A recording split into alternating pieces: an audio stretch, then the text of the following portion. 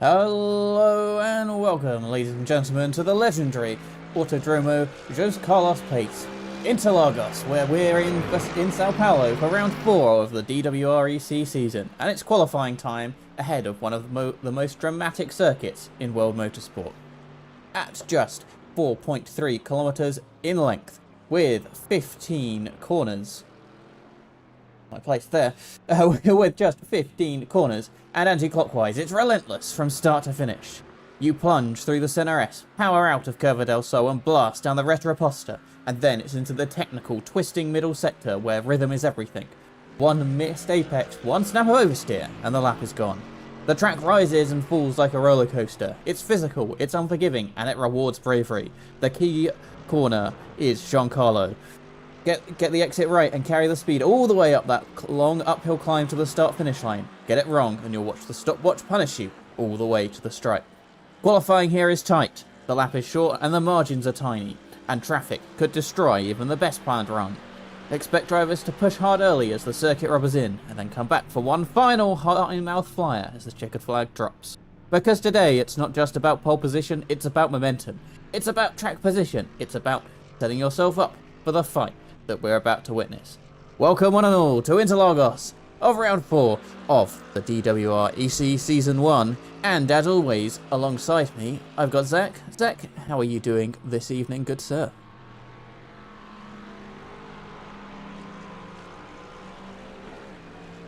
Absolutely, and we're into the final, 5 seconds of the practice session here before everybody heads into qualifying, and there we see it. Checkered flag is out. Tricky circuit, very full on. Anything you're particularly looking out for today, especially with that chance of rain in the air as well?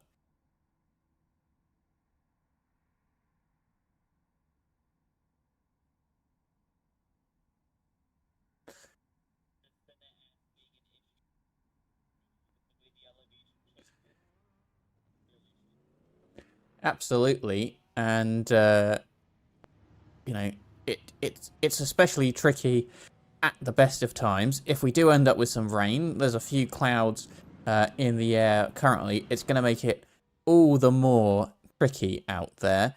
I've seen a lot of drivers practicing some rain. Track's currently dry. I think maybe the opposite of what normally happens in one of these races, where everyone's perfectly happy with a dry circuit, and then the rain surprises them. Maybe today a dry circuit and expecting it to be wet messes up some people's plans.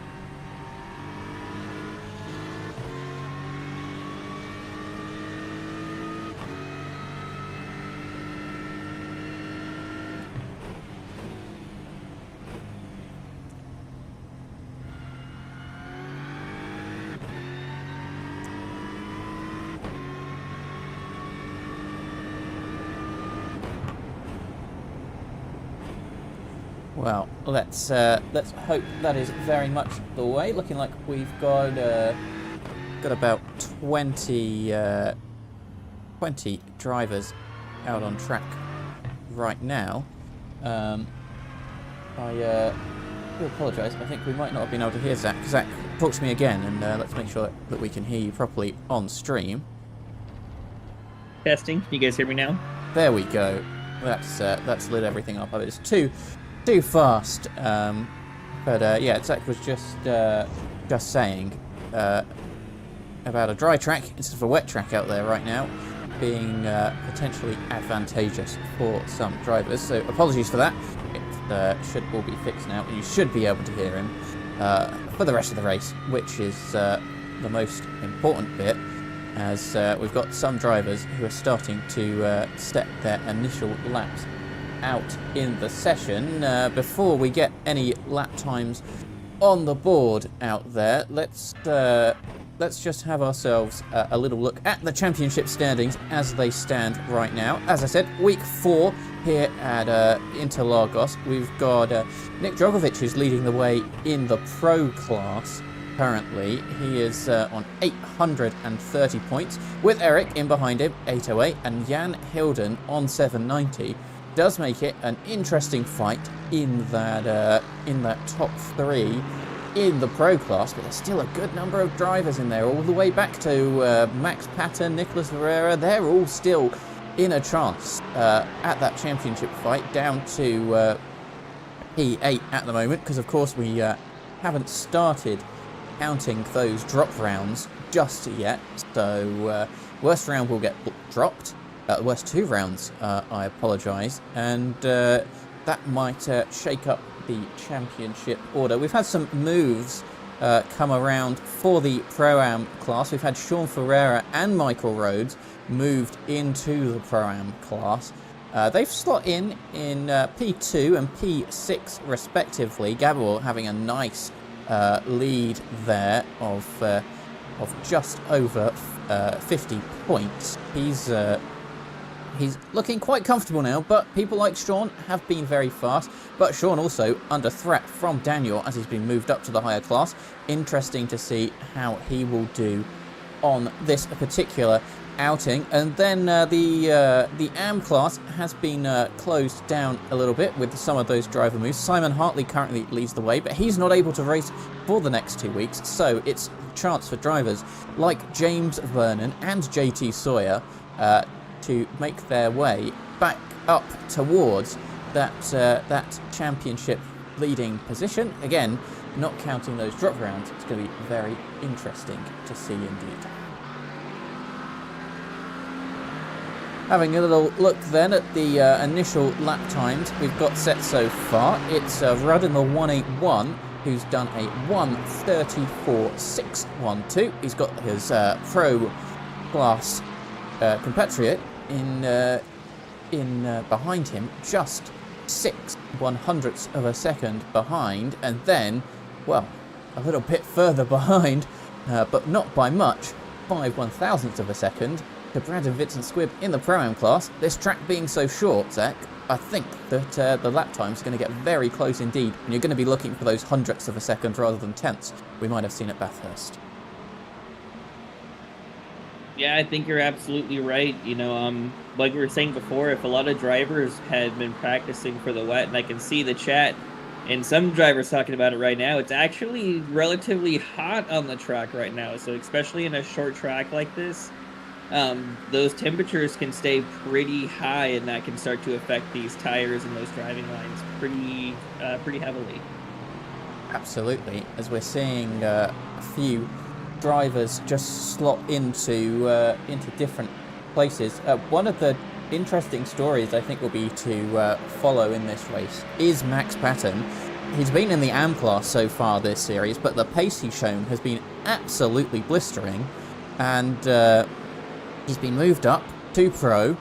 Currently 2 seconds off the pace, but I think that might be from kind of a warm-up lap. It's going to be very interesting to see how well he's able to handle that move up to Pro class, and see exactly where he's able to put his car in qualifying today, whether he can take advantage of that in the race. And Michael Rhodes as well currently sits last of all the drivers who set a lap time, 7.1 seconds off the pace. Again, looking like a bit of an outlap there for heating up his car. It's going to be very interesting to see as more drivers are starting to set lap times now of where exactly Max and Mike are able to end up as they've been moved up.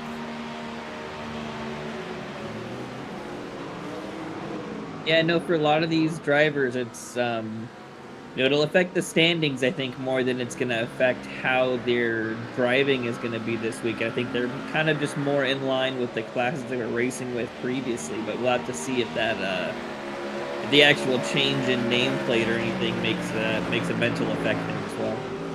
Absolutely. I mean, we were talking to Max out the end of last week's race, and indeed he seemed up for the challenge, whatever class that he got put in. So gonna be interesting to see whether it does change the impressions of how fast they think they can go. And let's have a little look. JT Sawyer just crossed the line, get a 1:35. Andy Keane is about to come across the line here. He's in the AM class, currently last overall, Is he going to be able to improve on that time? He comes up, he's had 2 reasonable sectors, and he does a 134.4, which puts him up to 10th place, just behind Jeffrey Damon and Sean Ferreira, who got moved up.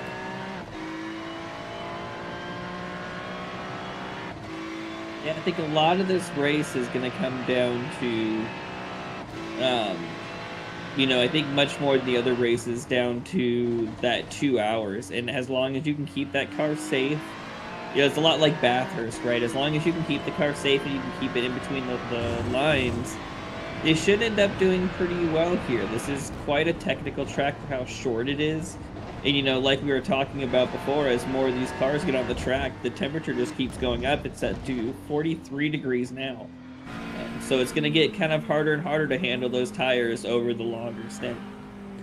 Absolutely. As we're watching with James Vernon here, he is off the road on his outlap there, and indeed going to be very interesting to see how this track rubbers in, especially with a bit of an unexpected track temperature, and everyone may be being a lot hotter than they expected. We can have a look. Indeed, a 46 degrees track temperature there, but still with some gusty winds, looking at just under 20 kilometers per hour. Of course, we're in the heat of the middle of the day here in Interlagos, just past 1 p.m. in the afternoon. It's certainly going to be interesting to see there. It looks like Jeffrey Damon just comes across the line, goes P7. Jordan Crawford going very well to come up P5 overall, a 33.663. Michael Rhodes crosses the line, Days P15, a 34.691, personal best for him. As Nick Djokovic, our championship leader in Pro so far, he comes in P20. Looks like he still might be warming up his tyres a little bit there. Matthew Cheverton in that Pro class, bottom of your screen there. He is going on a pretty good lap so far. Is he able to make an improvement? Yes, he is. 5th place overall for him, 8/10 off the pace.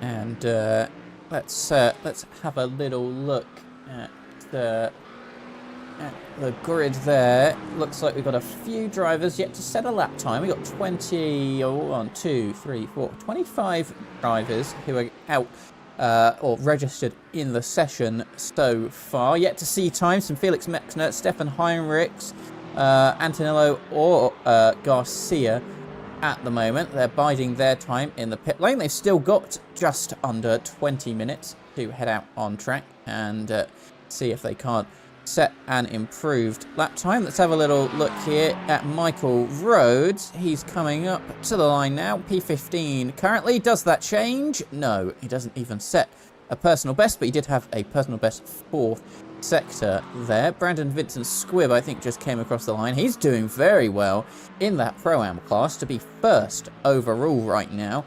Certainly looks like that he is enjoying this circuit in that Ford Mustang. Very interesting indeed. You can hear it from all the way up here. He's currently got a car behind him who's absolutely pushing him on around the track, and he's pushing the limits certainly around those final couple of corners.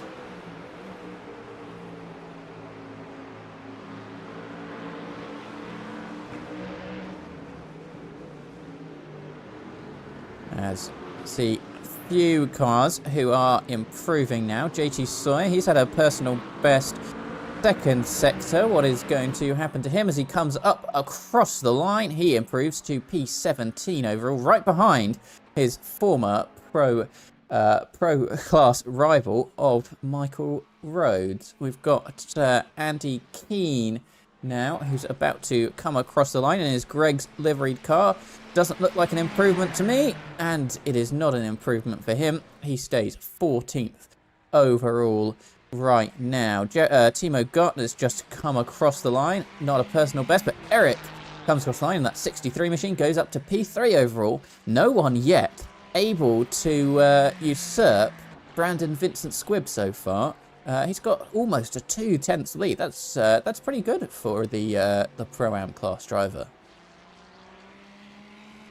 Are we about to see a campaign for Vincent Squibb for Pro-Am like we did with Michael Rodzak? Have to see how the race goes, but it's almost looking like it here. He's performing pretty well today. Absolutely. Right on board with him right now. Very loud, that Mustang, and he just looks like everything is just kind of nicely in his control. Looks pretty smooth on the controls there as we're coming through the middle of the lap. It's a very technical section that I thought that we might see it struggling with. It just looks so smooth in the middle of the lap. A little bit of a bump there, but we are seeing Eric here. If we go back a little bit towards the end of this lap, he set a purple first sector and reasonably good middle sectors for him. Is it going to be enough to send him up that timing tower? Yes, it is. 1/10 of a second off Brandon Vincent Squibb. Nobody able to usurp him yet. But I think that Brandon Vincent Squibb has just improved, not by a massive amount, just extends the gap by 3/100ths of a second, but it makes it ever so harder for those cars behind to improve. But here we are with Eric. He's going to have a nice little tow from the Mercedes in front of him, but he's not going to want that Mercedes to get in his way as he heads to this tricky middle section of the lap. I think we've got Michael Rhodes on the side here. Is he going to get out of the way? Even if he does, I think it might be a bit of a distraction. He drives onto the grass to get out of the way, but I have a feeling that there might have been a bit of a slowdown there. Not at fault of Michael Rhodes, but just more as a bit of a distraction in this case. And Daniel Kovac's about to cross the line. He's not going to be going any faster. I think he's still warming up his tyres. Let's see what kind of sectors Eric has done so far as we come up towards the end of the lap now, heading up the hill.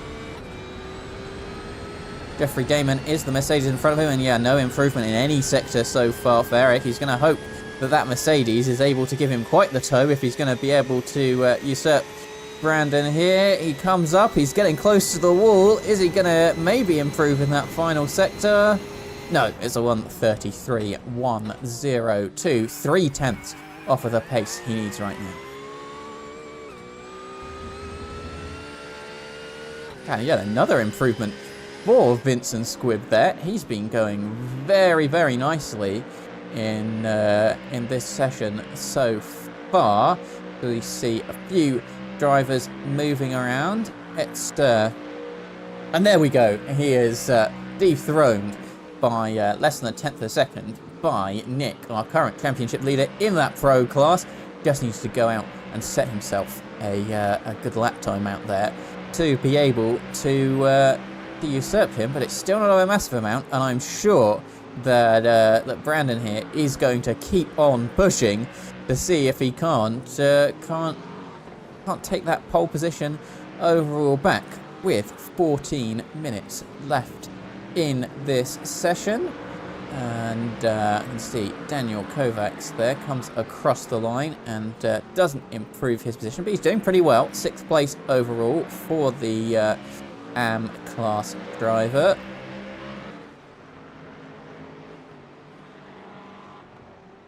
Jordan Crawford we've got on our screens now. Let's see what he's able to do. No improvements in any sectors so far. Andy Keane moves up the timing table. P13 overall, 1:33.792. And Jeffrey Damon hops up to P12 with a 1:33.627. And Crawford here decides that he doesn't want any more of of that particular run as Brandon Vincent Squibb continues to improve his lap times but stays P2, 2/100ths of a second off of pole position, and Rod behind him is 2/1000ths of a second behind him. I did warn you that margins are going to be tight here, but I didn't imagine they would be quite so tight in this qualifying session, because it is 22/1000ths of a second that is covering our top three in qualifying so far.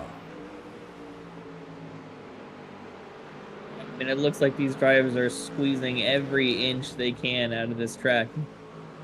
Yeah, and there's kind of a balance to be seen. At least I would imagine so. Whether you want to be on this track as it gets a bit later, as we don't really see a threat of rain in this session, of whether you're kind of wanting to head out there as the track temperature is picking up, or whether you want to pick up that extra rubber, and what's going to be faster. As we can see off the road here is Garcia. I think he might have been letting a car behind through, actually, and just staying out of the way as he's on an outlap and exploring bits of the circuit that I'm not sure I have seen in a little bit. But indeed, heading through the middle of the track, it looks like Vincent Squibb has stopped his relentless improvement of lap times at 1:35.6 there. Might have backed off to cool some of the tyres down. As I said, one of our stories is Michael Rhodes being moved up to Pro-Am. He sits P20 overall right now, and he's actually got the pro driver of Jake Pitt in front of him, but it's quite a gap he has up to the next Pro-Am class car of 0.6 of a second. He's going to be looking for a big improvement in the final 10 minutes of this qualifying session as JT Sawyer goes in front of him. He's 16, and yeah, he's got 4 AM class drivers in front of him. May not be a favourite track of his, as we can see. Michael here in P8, he set a fastest second sector of anyone. He comes across the line now and goes P4 overall, putting the cat amongst the pigeons in that top of the grid between some Pro-Am and Pro drivers up there. 0.2 of a second covering the top 5. It's certainly getting very spicy towards the top of the timing tower right now, and we are starting to see a good few drivers. Brandon Vincent Squibb, one of them who retakes pole position overall right now by 0.1 of a second at the top. It does look like that rubbering in is really starting to pay effect, because we are seeing a good number of drivers now improve their lap times and certainly move up the timing tower. Michael Rhodes, who we were speaking about before, does improve his lap time, but doesn't improve. He does improve his starting position. My apologies there. He's at P20 overall right now. And who else is going well out there? Garcia, who has set personal bests everywhere. That's because he's yet to set a lap time until now, where he is going to slot in, or potentially not. That lap time might have been invalidated. Sean Ferreira's set a personal best for the second sector. Daniel Kovacs going well. Michael, once again, has a best first sector out of anyone. He comes up to the line now. What's he going to do? Going to be a 1:32.574. 0.04 of a second off the top now. I think we might be preparing for, Zach, a little session where it's the last one over the line who may be able to take pole position, just with the track improvement we're seeing. Temperatures keep going up and down, but overall they have gone down since the beginning of qualifying, so that track is definitely getting much easier to drive on. I'd be willing to bet you're right. It's going to come down to those last few minutes to see who can, you know, leak every little bit out of every corner they can get before those final seconds tick down. Absolutely. I mean, I haven't been paying too much attention, but you're absolutely right. I think when we joined, track temperature was looking about 43. It's down to 36 degrees track temperature now. Now, there are some clouds in the area, so very much might be, you know, when a cloud passes over, it gets extra cold. But yeah, that is a big decrease in track temperature out there, and certainly going to be interesting to see who is able to kind of be that last one over the line. Of course, with your tyres warmed up as well, you can't just head out of the pits right at the end of the session because your tyres will still be cold, and you need as much grip as you can possibly get out there through that tight, twisty middle section of the track. Yeah, I would imagine with about 6.5 minutes left, if drivers have probably got to be getting pretty close to getting out there to setting those best times here in the next lap or two if they're going to be getting it done. Absolutely. One of those we are seeing improved is Harrison Brinker. He's been going pretty well. He had a great time out at Bathurst a couple of weeks ago. He's improved in the third sector. He's set a personal, set the fastest overall in the fourth sector. He's pulling very close to the wall. What can he do? He can take pole position, a 1:52.357, and makes himself what I would normally call a very tight gap, but might actually not be so bad today, of a 1/10 of a second at the top of the timing tower. Yeah, I mean, imagine here at the top of the standings that we're seeing now, you know, there can't be more than like a 1/10 or 2 between a lot of these drivers. They're getting absolutely everything they can out of every corner. Absolutely, and we can see the differences between some of these drivers here in positions. You look at it, it's a 10th, less than a 10th, 5,000ths, 2/10. Everyone is so close together in terms of lap time out there that, yeah, everyone very close together, and the most minor improvements, like we've just seen there for Sean Ferreira, can set you up a good number of positions out there on the track.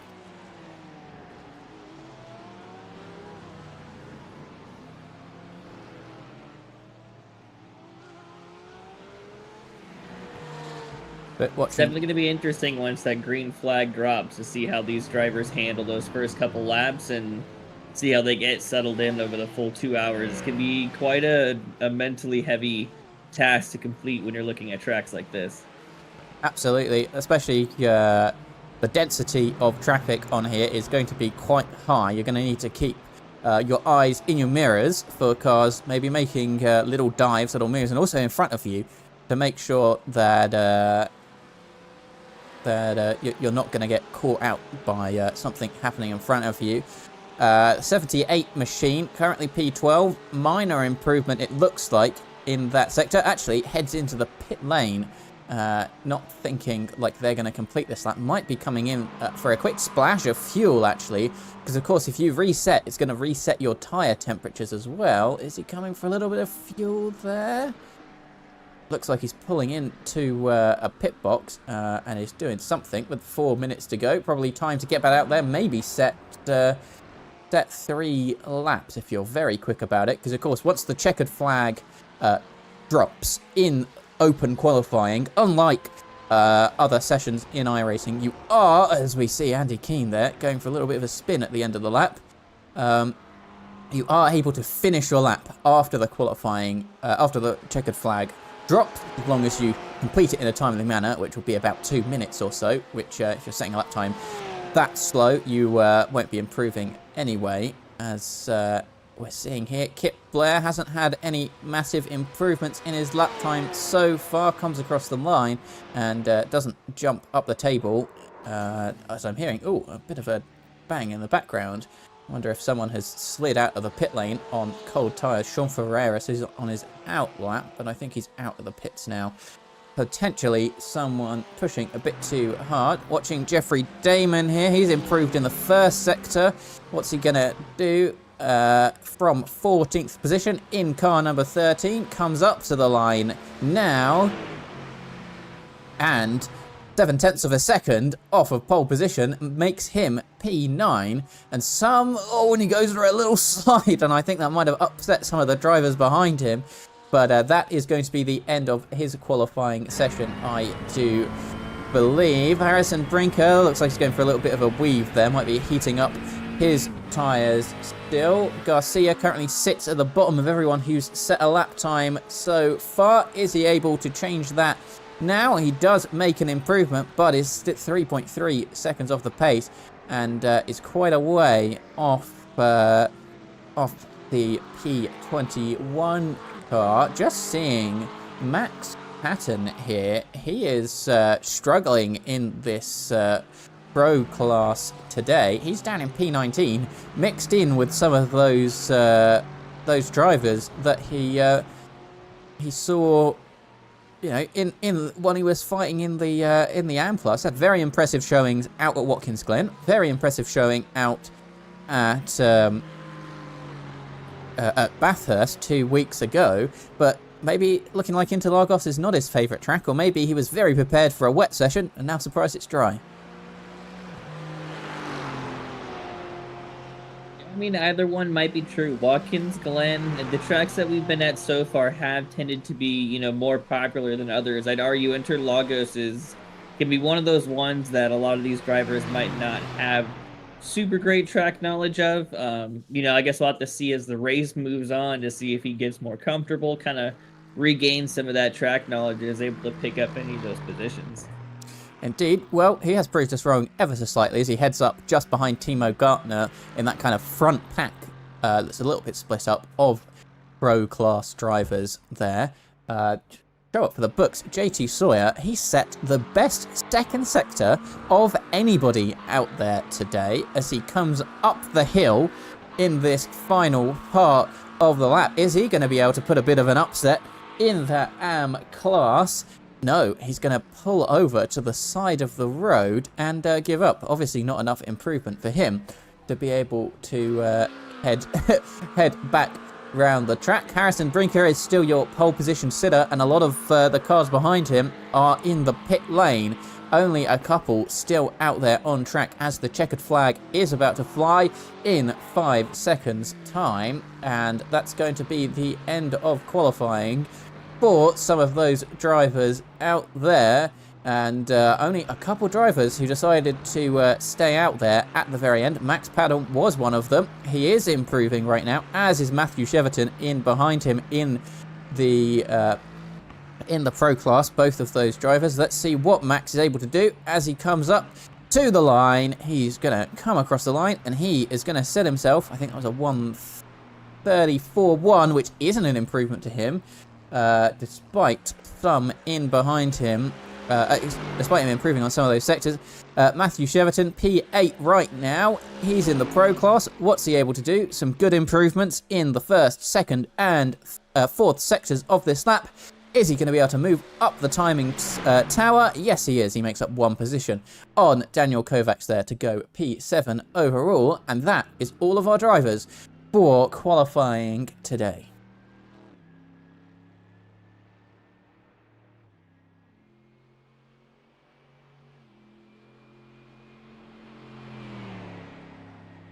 That's Matthew Cheverton enjoying a little bit of extra practice after that checkered flag there to make his way around the track. And some interesting results there, I think, which will be very interesting to see once everybody lines their way up for the next session. Few clouds around, but it doesn't look like anything's particularly threatening for rain. Zach, anything on the radar or on the weather forecast right now? Or is it looking like it's going to stay dry for the race? It's looking like maybe we have a small chance at around 3 p.m. on the track. So that's about maybe half an hour from when we're going to start the race. So we'll see if that percentage chance moves up at all or if any of this rain moves in. But up until then, it's looking like a pretty dry track. Very interesting for some of those drivers out there who have done a lot of wet practice, who now are going to have to adapt their strategy, adapt their thinking into a dry 2-hour race in front of them. Well, let's have a little look at the starting grid then. It is Harrison Brinker who is on pole position, and he's got the AM class driver of Brandon Vincent Squibb in behind him. Michael in the 88 car, just 0.2 of a second off pole, makes up P3.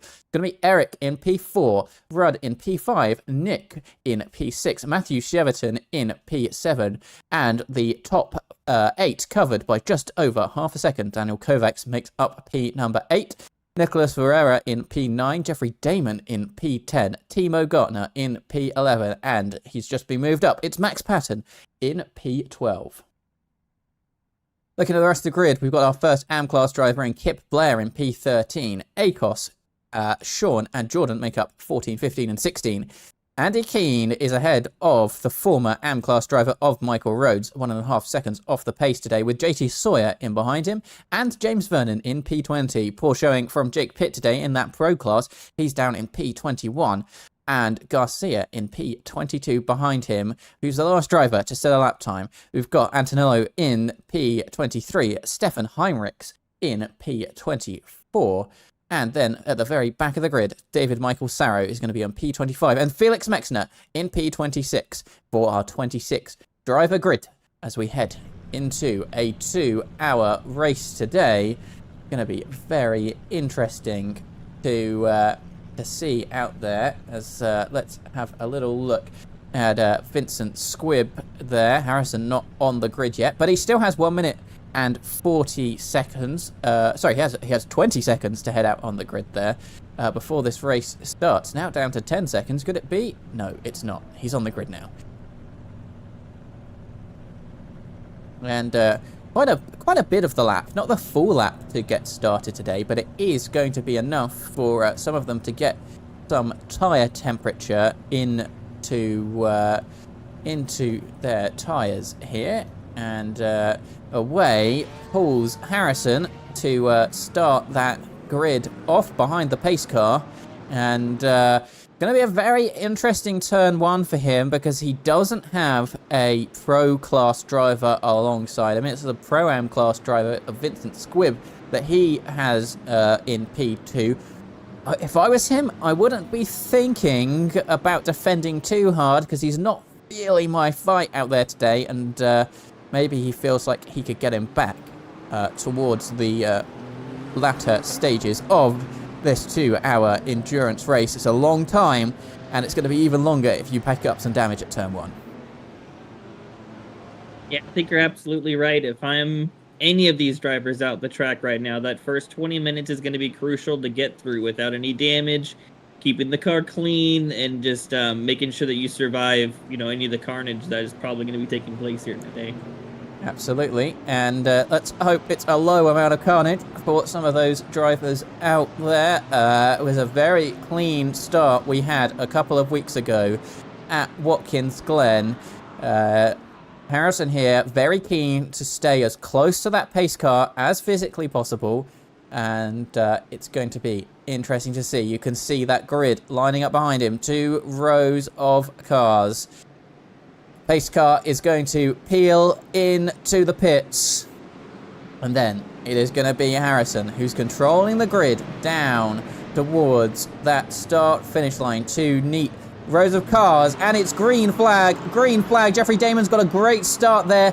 In the background is Harrison going to be leading as we head into turn 1, and they're all going very wide, 3 or 4 wide. There's a car in the background that's pushed a good number of cars off there. We're going to go back and have a little look at that in a moment or two, but it is going to be Harrison Brinker who leads the way, but Eric Gerbhardt is challenging Brandon Vincent Squibb in the background there, and there's 4 cars right in behind who are going to be looking to take over that position. They're going 3 wide into the second turn, a little bump into the back of Brandon Vincent Squibb. That's going to help Eric through, and Brandon Vincent Squibb off the road.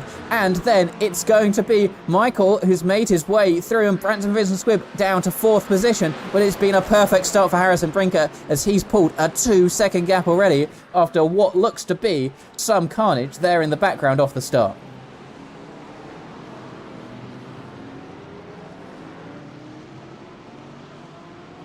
And off into the distance goes Harrison Brinker. Eric Gerbhardt is going to be wanting to going right after him as he's in P2 and challenging for that pro class championship.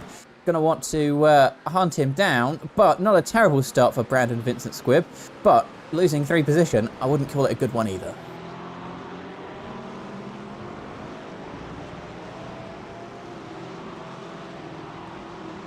As through the first lap, we're seeing a good number of cars now. Let's have a little look further back in the pack. Sean Ferreira currently in that Mercedes.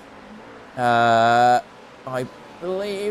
think he might be about to be passed by Timo Gartner, by Daniel Kovacs, actually, I think. And no, sorry, it was Timo Gartner who makes his way through and up to 10th place overall for him. Max Patton not having a great start. He's down in P19. Andy Keane in the pit lane. Rudd in the Pro Class also in the pit lane. Must have got involved in that opening incident we saw at the beginning of this race. Michael Rhodes off the road, but he is up to P14 overall, potentially benefiting from a little bit of chaos that happened at that race start.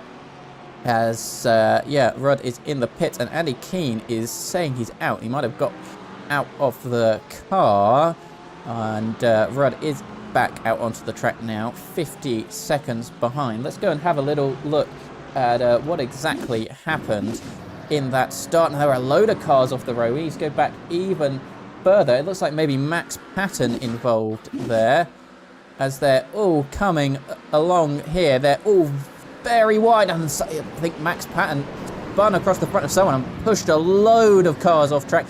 Tagged, I think that might have been Jeffrey Damon there. I want to have another little view of that one, I think, of what exactly happened to Max Patton. I don't think we're going to get great angles from anything apart from the chopper there, as we'll watch at half speed. You can see Max Patton, the number is 73 car in the middle of your picture.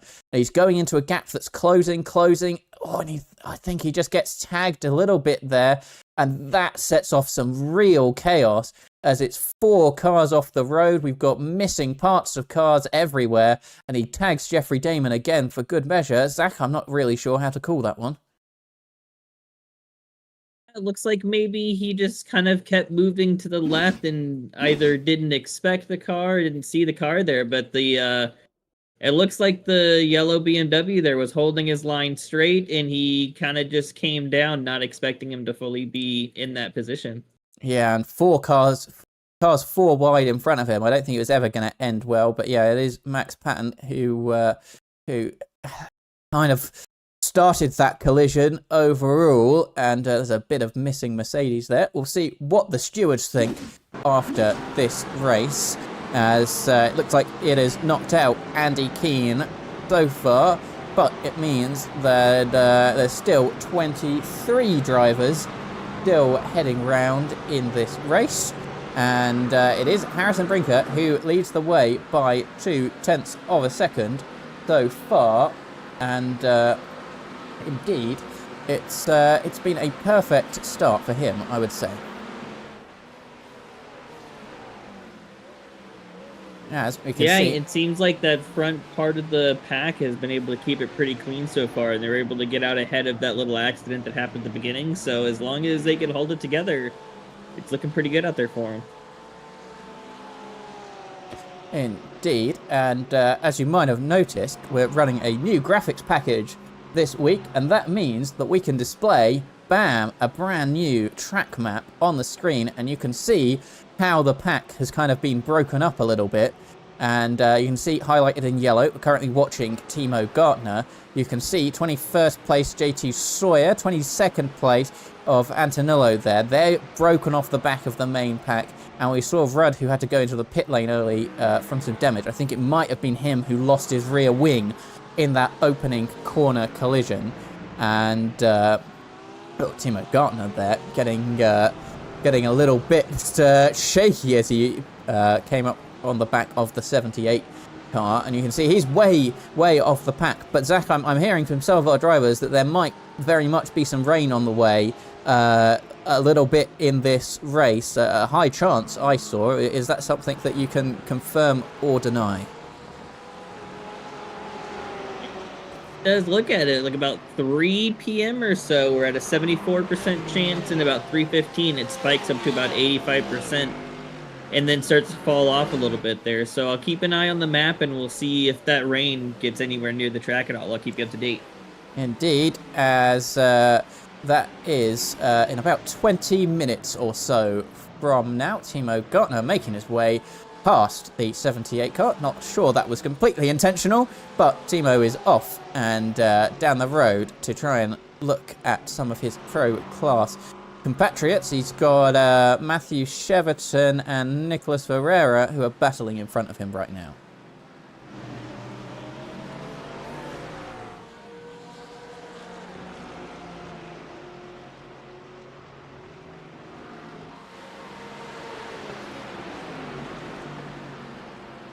Definitely seeing some cloud cover out there. The track temp is down to about 32.8, so it is just about as cool as it was when we started practice here at the beginning of the session. So we'll see if that cloud cover stays and if the track temps start to come down any further.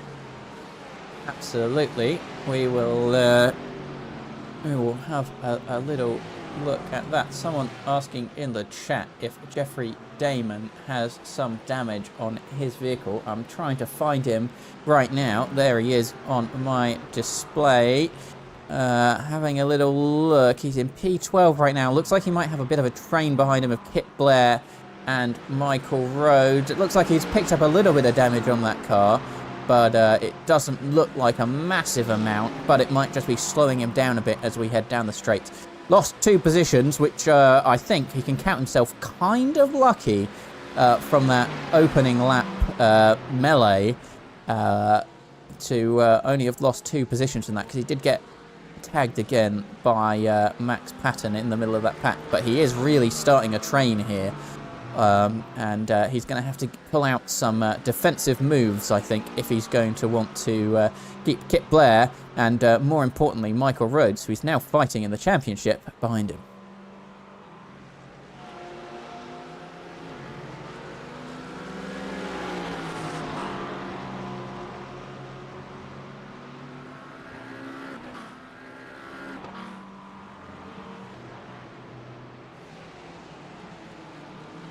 Have a little look here at the gaps between all of our drivers. Indeed, very close up behind, just 0.2 of a second for Jeffrey Damon and Kip Blair here. I can only imagine that he is going to be trying to make a move on the Mercedes within the next lap or so here, especially if we head down the Retroposta and on to that back stretch. Let's see if he's going to try anything here. No, he is not. And Jeffrey Damon very wide there on the edge of that curb. Should give him a bit of speed down the straight, but that Porsche in behind him is going to have a bit of a run with some of the damage on the front of that Mercedes, but he's looking maybe a little bit too far back, is he? He's going to look up the inside. Is he going to stay behind Jeffrey at this opportunity? Yes, he is, as it's too wide behind him. Michael Rhodes and Max Patton. And I think that is going to be Max Patton through on Michael Rhodes there, as indeed it is. And Michael Rhodes now has Jordan Crawford to worry about on his rear end. Right on board with him. Don't crash. I don't think that Michael Rhodes wants him to pass either. As he looks up the inside, he's kind of blocked off by Max Patton, and he's going to get tagged, Michael Rhodes. He's going to spin around into the front of Crawford, and that has not been what Michael Rhodes wanted there. He said he has "don't crash" on the back of his car, but I seem to think that he might have got tagged a little bit by Jordan Crawford there. Let's go have a little look. We're watching behind the Porsche here. He pulls out. Michael Rhodes kind of keeping his line defending. He brakes, and Michael Rhodes has to kind of slow down a bit more than he expected. And he just has Crawford up the inside, tags his rear wheel, and he actually holds it for quite a while, but then he just can't hold it anymore. He spins across the front of Crawford. I think for me, Zach, that's going to be Crawford's fault in this collision. Yeah, I think I'm going to agree with you on that one. If you're going to be making a move on the inside, you got to make sure you're well in there before you get to the start of those corners, especially when you know it's going to be closing down like that corner tends to do. Absolutely, and Michael Rhodes now down in P20 overall. He's going to have a bit of a battle to make his way up, but we are only 11 minutes into this race, so I don't think anybody's race is over at this point, apart from Andy Keane, who decided to pop out of his car, I imagine, after that initial lap collision, and Felix Mexner, who I don't think actually head out onto the track at all.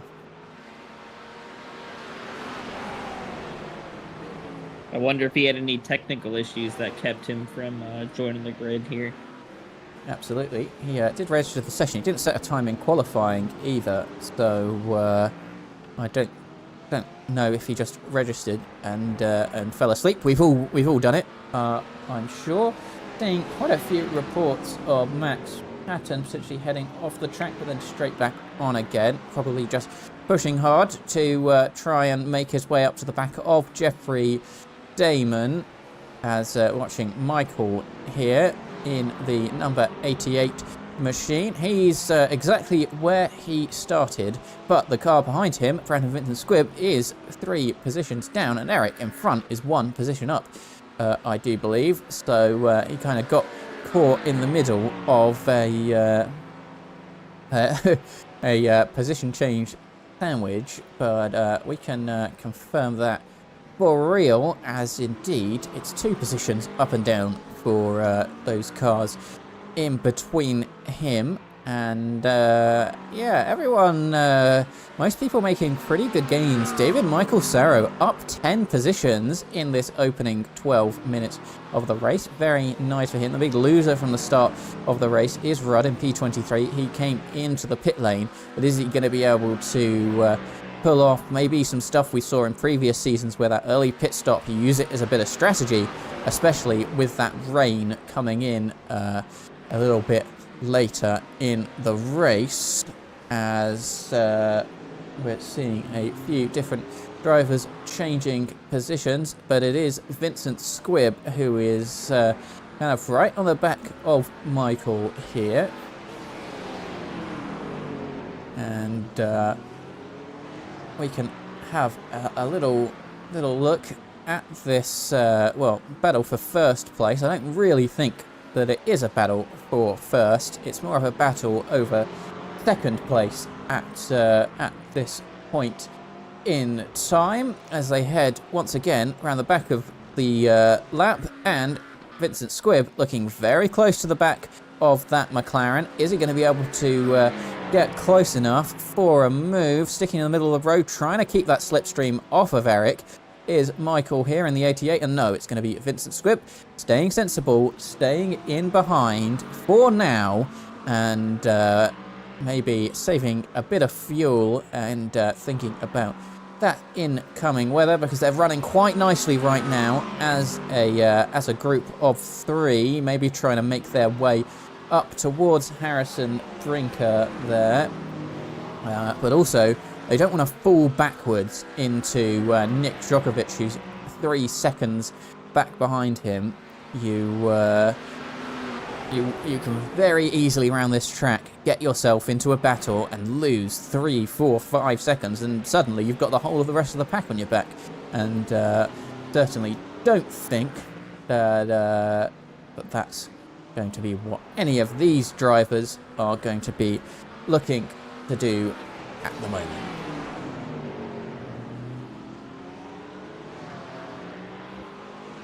Yeah, I think you're 100% right. We still have, almost an hour and 40 minutes left. We, haven't even passed that first half hour mark. So the smart idea here would be to, get settled in, find a good drafting buddy, maybe, try to save some fuel, get that first stint down, make sure you're comfortable, and see what happens with everybody else. Absolutely, and it does seem to me that like Vincent Squibb is gaining that extra little bit of time as we're coming into the final bit of the lap, and I'd imagine he's getting quite a good slipstream as well. But yeah, that strategic thinking there, I think, is just coming into play. As I'm seeing on my display, it looks like there might have been an incident for Max Patton. Let's have a look at what happened to him in slow motion. As he's got Jeffrey Damon, I think the number 13 car on his right-hand side. And what happens to Max here? Oh no, I can see what's happening. He's caught Jeffrey Damon, and they've both gone into the wall, and Jeffrey Damon hasn't had a great start to this race. And Max, across the middle of the road, has just kind of tagged Jeffrey there. I want to have a little look from maybe a top-down view, if we can't, at full speed as well. Very easy to judge on these incidents when you're watching them at half speed and have got a lot more thinking time than those drivers on track. And he just kind of washes a little bit wide, and that sends both of them into the wall.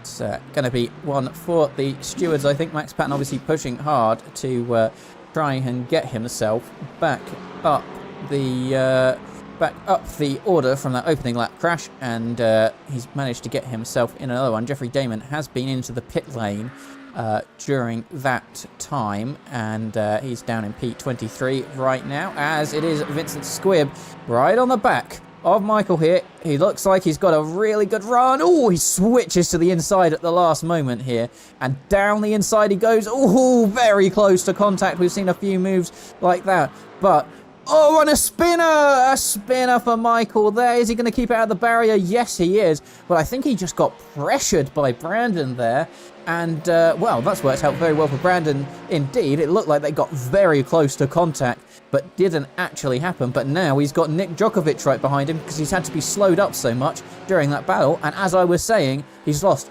3 seconds in the opening part of this lap.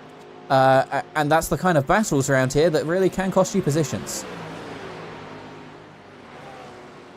And Max Patton into the pit lane as well. He's obviously picked up a lot of damage along with Jeffrey Damon, and might be using his fast repair. But you do have to be careful out there, because if that rain's coming, everyone else is going to have their fast repair still free and available for if they make a mistake in the wet.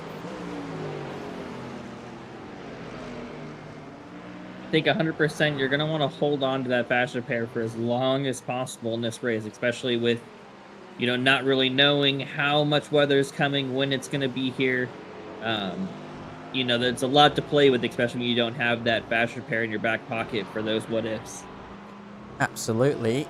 And Brandon Vincent Squibb now defending from Nick Djokovic. He's managed to pull out the gap a little bit more. They're getting very close together before. Let's have another look at what happened to Mikkel here. So they got very close to contact through that first corner. I am absolutely shocked they didn't hit, and I think he just got a bit too much on the loud pedal, and that sent him spinning into the wall. Often in those situations where maybe you've been a bit spooked by that kind of opening move that almost looked like it resulted in disaster, maybe getting himself a bit spooked of that send down the inside.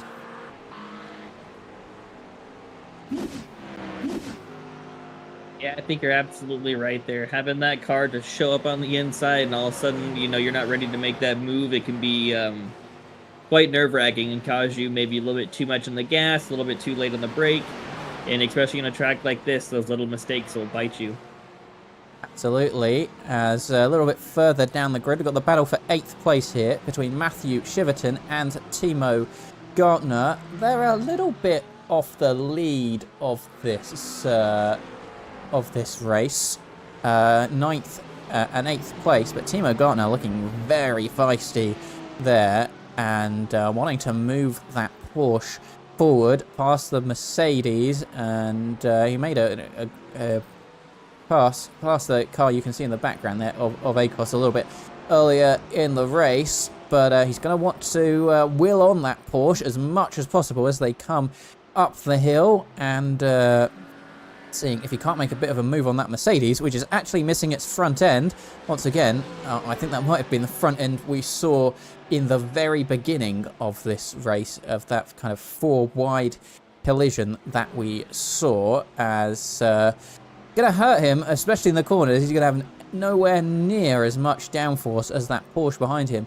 And if that rain does fall, that Porsche is absolutely adept in the wet, and I can't imagine that this battle would go on for very long once we see rain falling from the sky. Timo Gartner on the back. He's too far back to make any sort of move.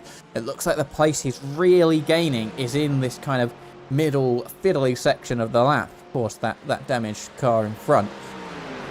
But there's just nowhere to really make a move without risking picking up damage yourself. Going to be a very tricky decision, I think, for Timo to make, because they are now approaching 4.5 seconds off of the car in front of them, and I think the longer he waits, the further back he's going to be.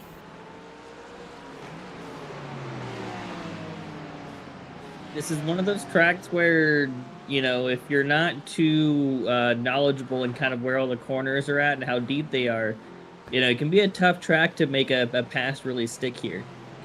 Absolutely, and we've seen from various Formula 1 races and Formula Support series over the year, it's very easy to make a dive that you think is easy and think will work, and then just the lines, the racing lines around this track kind of force you to cut in very close from wide angles, and it ends up in a collision, and both drivers are left worse off from it. Timo just so close on the rear bumper of that Mercedes in front of him. It must be so frustrating for him to just be caught behind Matthew here and see how much time he can gain, as that extends to over 4.5 seconds to the car in front now, and doesn't need to make any rash moves in order to get past at this particular time, at least for him, as Daniel Kovac and Nick Djokovic, I think, might be exchanging positions. The front of Nick's car there looking very flat, I would say, and not the way I'd expect a Porsche. You can see it in comparison to Daniel's car there as Nick makes his way through. But does it last for long? Yes, it does last for just now, but is it going to stay the same? Because I can't imagine that is the most aerodynamic shape for the front end of that car. He's got Daniel right in behind him in that Porsche. Is Daniel going to make a move? Let's ride on board with him. He's up 3 positions so far. He'd very much like it to be 4, and you can see he's gaining that gap coming down. Is he going to look up the inside? Yes, he is. He's going to take that position straight back off Nick, and is he going to hold it through the Senna S? Yes, he is, and he continues on for another straight.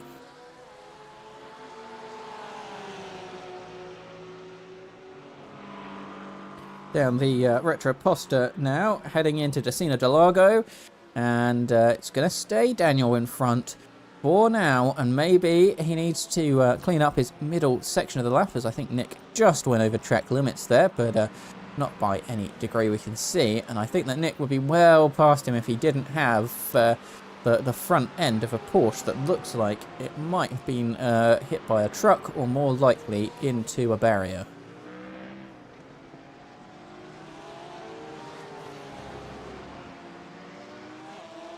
Yeah, I think for a lot of these cars, that aero damage is going to mean a lot more into some of these corners than they may have hoped. Indeed, as we're approaching that quarter mark of the race of coming up to half an hour, 25 minutes almost elapsed of this race, and we are starting to see this order kind of shake itself out, with the exception of Rudd, Max Patton and Jeffrey Damon, who have all been into the pits so far for some sort of damage. Very wide for Timo Gartner there. Is he going to be hoping to pick up a bit more speed as he builds down this straight? No, he is 0.6 of a second back, and I think that hurt him more than he gained, and didn't look particularly on purpose for the Porsche driver.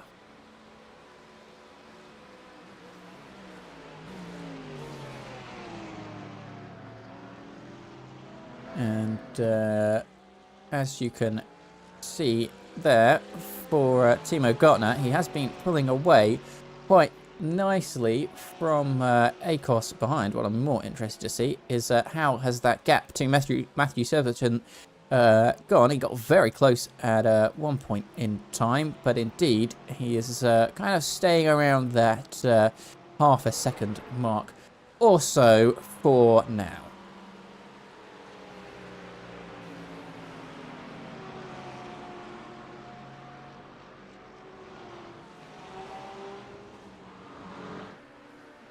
Yeah, I think at this point in the race, everyone's kind of found their spot. We're just kind of, getting through the laps. Let's get to that first pit stop without having too many issues.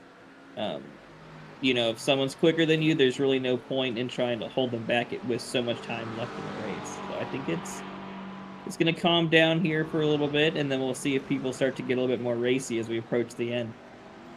Absolutely. Jordan Crawford up the inside of James Vernon there, making that look very easy indeed as he heads off down the road looking for Sean Ferreira.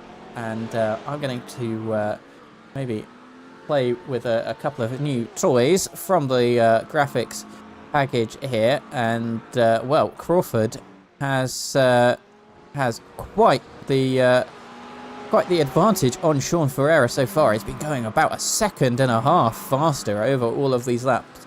And probably is going to close up that gap very quickly. At least I think that's the right way round for those graphics. We will find out in a moment, I'm sure, to see whether that gap gets closer or gets further away. All learning on these new graphics. I do believe that that actually might be Crawford falling away from Ferreira. We'll have a look at that throughout the race.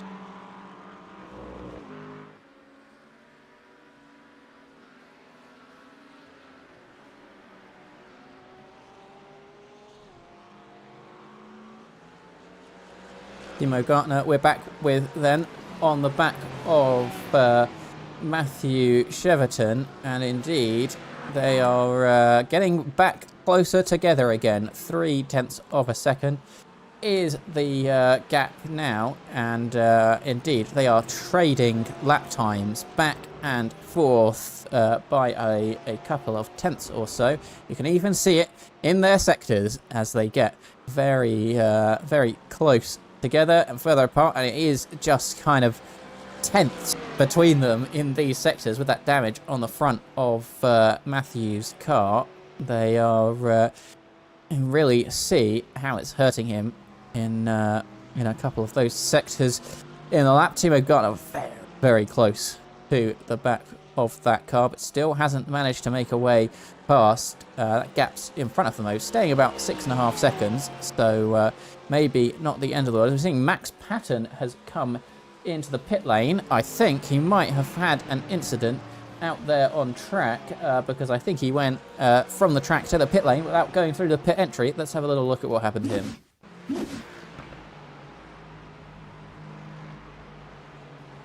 Coming through here now, up here. I think he's just pulled off the edge of the road there all by himself. Decided that he wanted no part of what's going on there. He has been to the pits to repair some damage, so not completely sure what's happened to him. He is still in the pit lane and hasn't got out of the car just yet, so see if we can't find out what's happened to him. Might have had some sort of equipment failure as he goes a lap down now.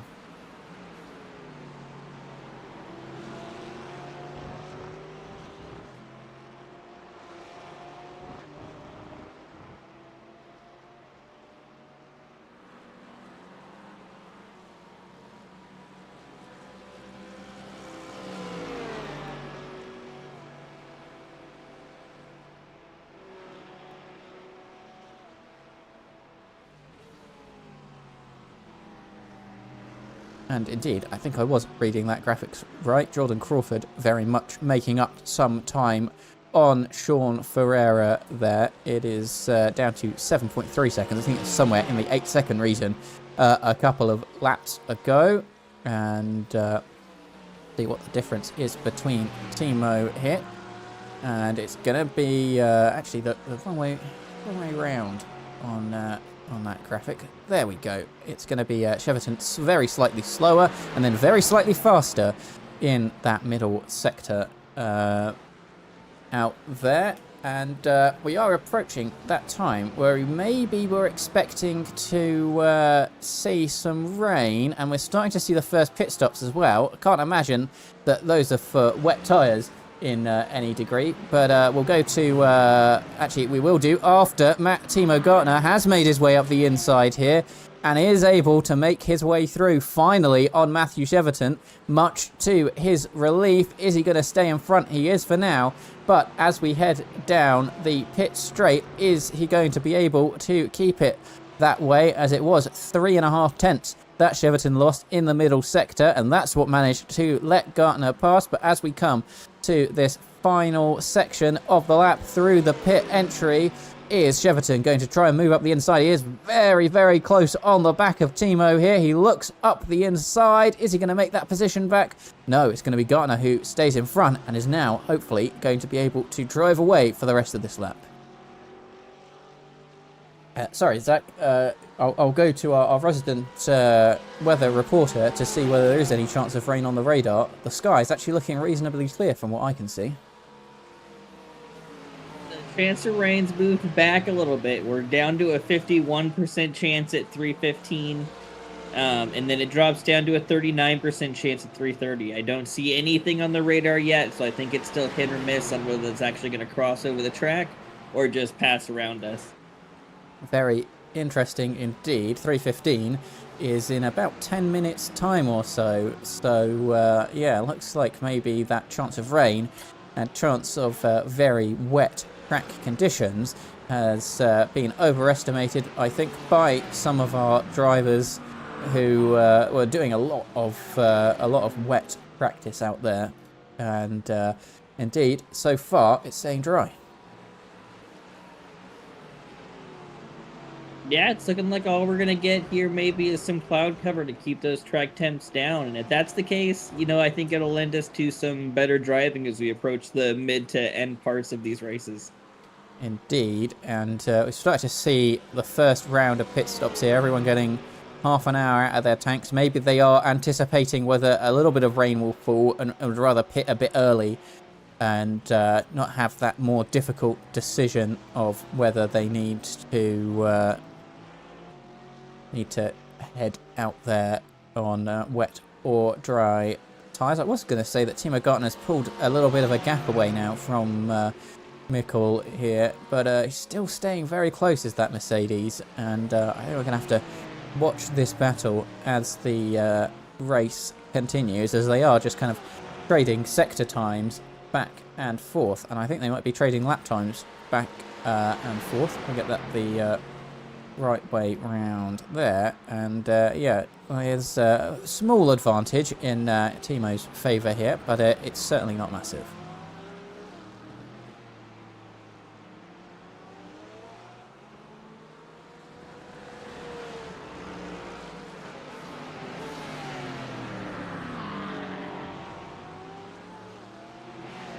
As more drivers heading into the pit lane now, we've got Antonio and Jeffrey Damon who are into the pit lane, who are coming in for what I can only establish to be their scheduled pit stops. And yeah, going to be very interesting to see who else decides that this is their time to come in. Is it going to be either of these two drivers? Is it going to be Timo? No. Is it going to be Michael? No. Sorry, Matthew Shiverton, my apologies. No, it's not.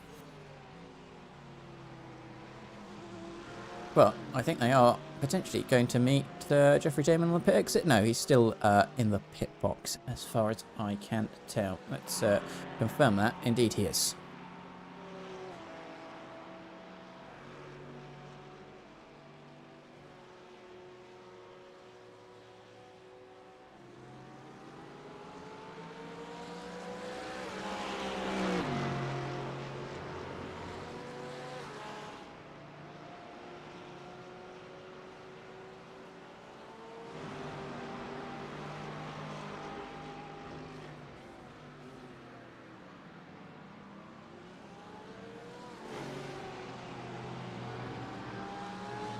We can see so far we've had a good number of drivers towards the back into the pit lane, but actually no one towards the front thus far has decided to venture in for a fresh set of tyres and some fresh fuel either. And Jeffrey Damon has been in the pit lane for quite a while. I wonder if he's repairing some of that damage without using his fast repair and potentially anticipating some of that rain, because he's approaching 2 minutes in the pit lane now, and he is still there. He's just taken so long that our graphics didn't anticipate he's in for a pit stop.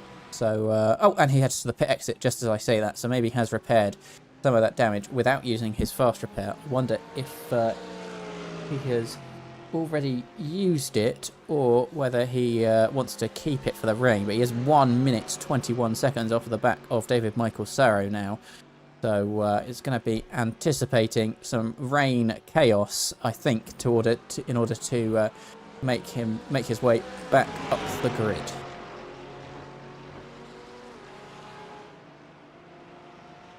Yeah, as we can see, his pit lane time there, 2 minutes 15. Everyone else is in the, well, he's made a fuel stop in the region of 51 seconds or so.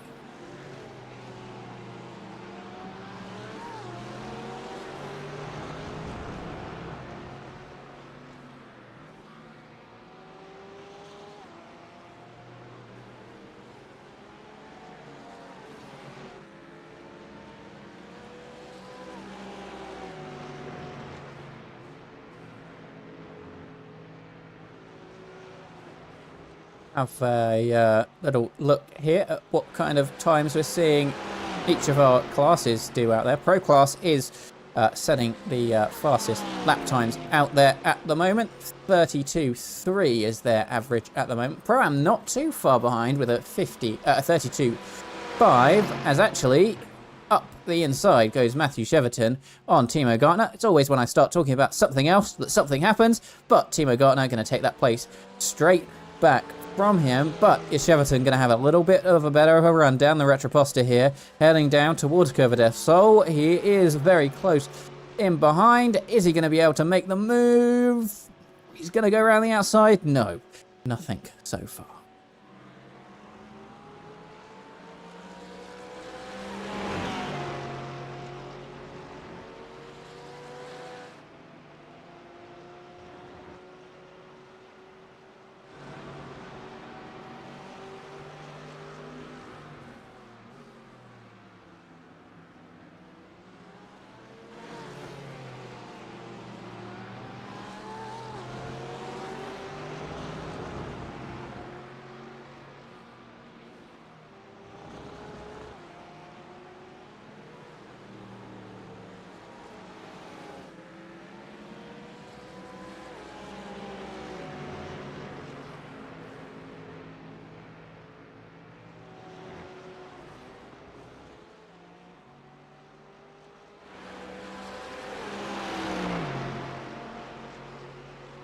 Now we got Antonello now into the pit.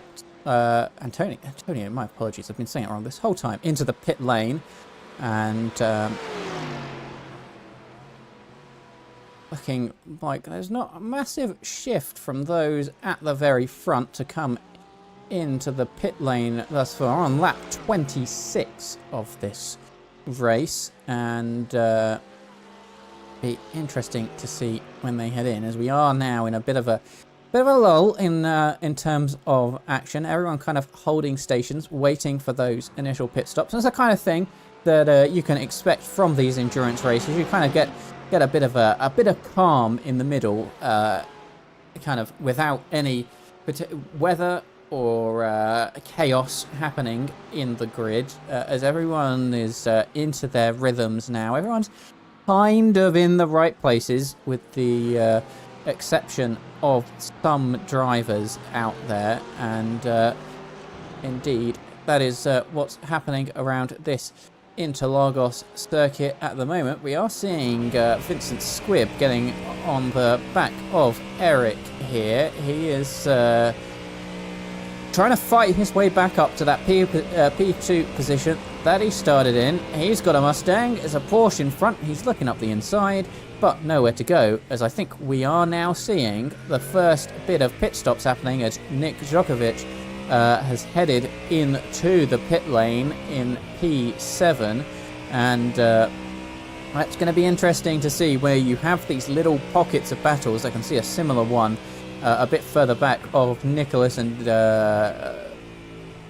Michael there of who jumps first and who is going to get that undercut, overcut, go for a slightly shorter pit stop as I think that's a lap car getting in the way of this battle, but that's not going to stop Brandon Vincent Squibb heading up the inside as he goes up the inside, that lap car in the way of the 144 of Antonello, and they're fighting side by side, and they've kind of got to decide, well, who's going to get past the lap car, as Antonio there essentially has to head off the track in order to let these two pass. But actually, as it works out, they're both pretty much where they were beforehand.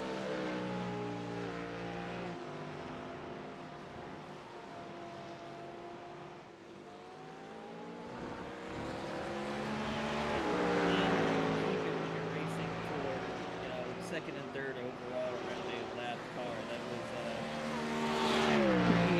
pretty anxiety driving there for a second. Yep. Oh, and they're both saying who's going to jump first, who's going to do the undercut. Well, out of these two, it's going to be neither, because they both head into the pit lane right alongside each other.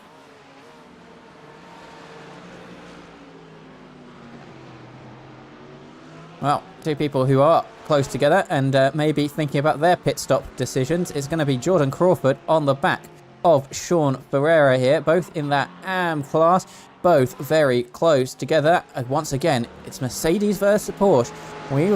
We've seen this a few different times repeated throughout this grid. Mercedes and Porsche must be very well matched around here. And let's have a little look here. Neither of them into the pit lane on this particular lap. And I want to have a look. I think, as we can see from our timing tower, Eric and Brandon there, both heading out of the pit lane, I think in the same order in which they came in. So that made no difference. But actually, I can see there, Eric has actually got quite the advantage out in front. And I can only imagine it's because he took a slightly shorter pit stop as he's in the middle of this battle between Crawford and Sean here, but he's probably going to be on much colder tyres, and I think rather sensibly has let these two cars through without too much of a battle, because he's not going to be fighting them, because they've both done 0 stops so far, and are probably going to let him pass in about a lap or so's time when they head into the pit lane.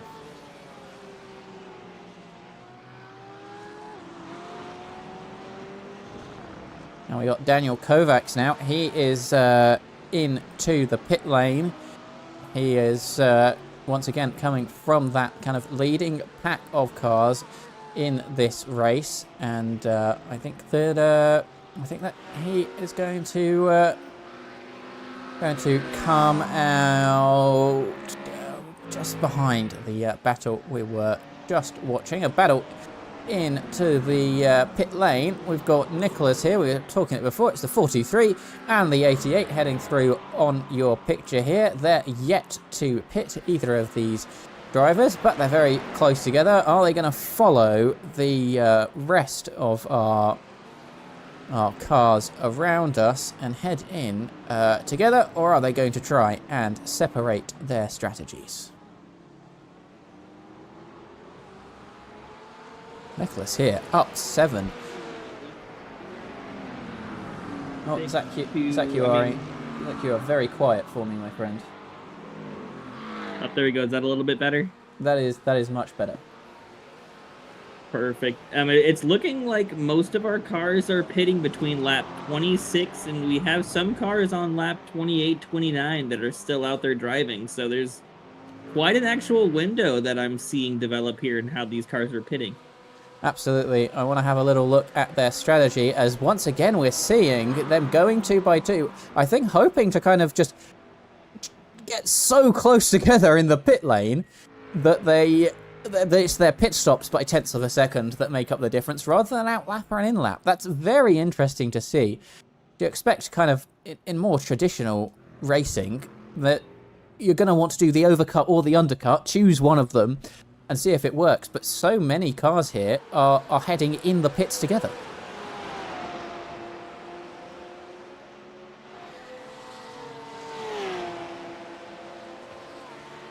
And once again, it's Jordan Crawford into the pit lane. Seems like any car we choose right now heading into the pit lane. Someone who's already been into the pit lane, David Michael Sarrow here. He's just been lapped, I believe, but is right up behind that Porsche. Might actually have hotter tyres with all of the pit stops going on, and we can have a little look here at who is yet to pit. It's one car so far. It's going to be Harrison Brinker, who has been out, kind of chilling this entire race without much to say. And as I say that, he heads into the pit lane to be the final car to pit, but he's going to just tick over the lap counter, I believe, to lap 31. There it is. And, well, that's been the longest stint of anyone out there, maybe because he's been able to save so much fuel just chilling at the front. Yeah, that's very interesting. So that puts him with an hour and 13 to go. Oh, and he's gone a bit too far forward and had to reverse back. Uh-oh. Like I was saying, so it looks like he's going to be able to pit with maybe about 25 to 30 laps remaining in the race. So enough to where he'll probably be able to get a decent amount of fuel, maybe get a refresh of tires, but it'll be curious to see how that strategy works out with how long he was able to stay out compared to the other drivers. Absolutely. Jeffrey Damon, who's already been into the pit lane. I thought he was heading into the pit lane there. He's not. He's just cutting that pit entry there. Michael Rhodes has been in the pit lane for a very long time. He's approaching 120 seconds. And I'm hearing reports that he might have had a collision in the pit lane. Unfortunately, I don't think I can see it. Oh, maybe I can here and see what happened to him. I think he might have got hit coming out of the pit lane. Let's have a little look at what happened to him. I don't think I have enough of a replay to be able to see him at this point in time, but he's had to tow back to the pit lane an entire lap round, and that is very unfortunate for him. Yeah, from what I can see, it looked like maybe Sean Ferreira had maybe taken a little spin out of the pits, and then as Rhodes was passing, the other car actually accelerated and kind of pushed him into that spin and caused that meatball for him. So I'm sure the stewards will most likely be looking at that one at the end of this race. I think I might have just found it here, actually. I've got some footage of Michael Rhodes leaving the pit lane here, and he's coming out, and I think our view was obscured there. Let's try a different camera angle, maybe, and see what happened. I don't think this is going to be a very good camera angle either, actually. Oh, yes, it will. Oh, there was Sean Ferreira there. Oh, and he just drives forward and taps Michael Rhodes. There, you can see it. And unfortunately for Michael Rhodes, he's gone backwards into the barrier there. And that's done a lot of damage. And I think, actually, there's smoke coming out the back of that car, Zach. I think his engine might have gone. Or was that just from him trying to accelerate? I'm not sure. But I'd like to hope that's from him accelerating and that he didn't get an engine failure out of that. It does look like he was able to get the car out, so he did have his max repair available. So he was able to get that car going and get it back out on the track with not too much time given, but enough to where he is most likely going to be out of that fight for podium in his class. Absolutely. He is, now 24 seconds up behind Antonio, who's not even in his class, so it's going to be a difficult fight back for him. Someone who is in the middle of a fight here, it's going to be Nick Djokovic for 13th, 12th and 11th here. All these cars, 3x3, coming along as a 3, I should say. Two of them have been to the pits twice for damage at some point in this race. But they're still going to be fighting out here with Jordan Crawford, who is currently leading the way. We're watching Nick Djokovic, the white Porsche in the background, the number 35, right at the back of this battle. But they're all very close together, and all their pit stops have brought them out onto the track. And I think there is a lapped car in there as well, adding to the spice. And I think that it's going to get very interesting to see. As I'm hearing, the report is that Mike Rhodes was having his rear tyre rubbing, and that was what was causing the causing the smoke rather than any sort of engine failure. And as Antonello, who's in that 144 purple Porsche, who is in the middle of this battle, and we're seeing up the inside goes Rudd, and then back up the inside goes Nick Djokovic to take that place out. And Jordan Crawford's laughing all the way to the back because he's used this lap car beautifully and the little battle in behind them in order to pull, well, I'd say a big gap. It's only going to be 0.4 of a second at this point in time, but it's worked out quite nicely for Nick.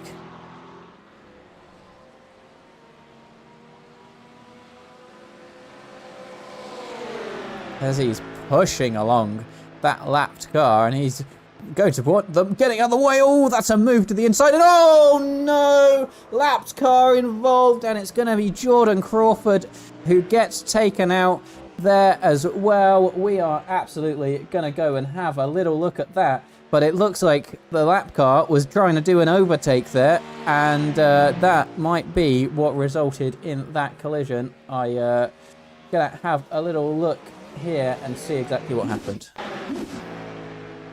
So we got Jordan Crawford in the Porsche Black, and that car is fighting with the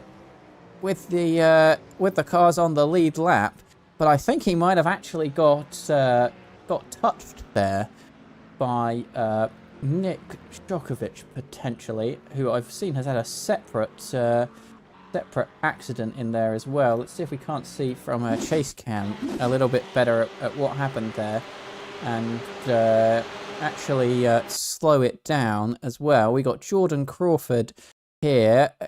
Car just gets pushed forwards into him.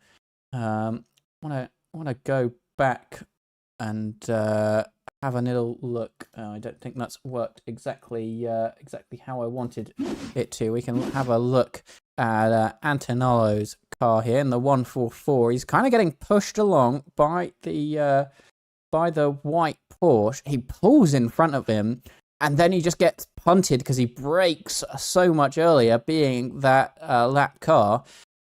Zach, I don't know what your opinion is, but I feel like a lap car shouldn't have been getting involved in that battle.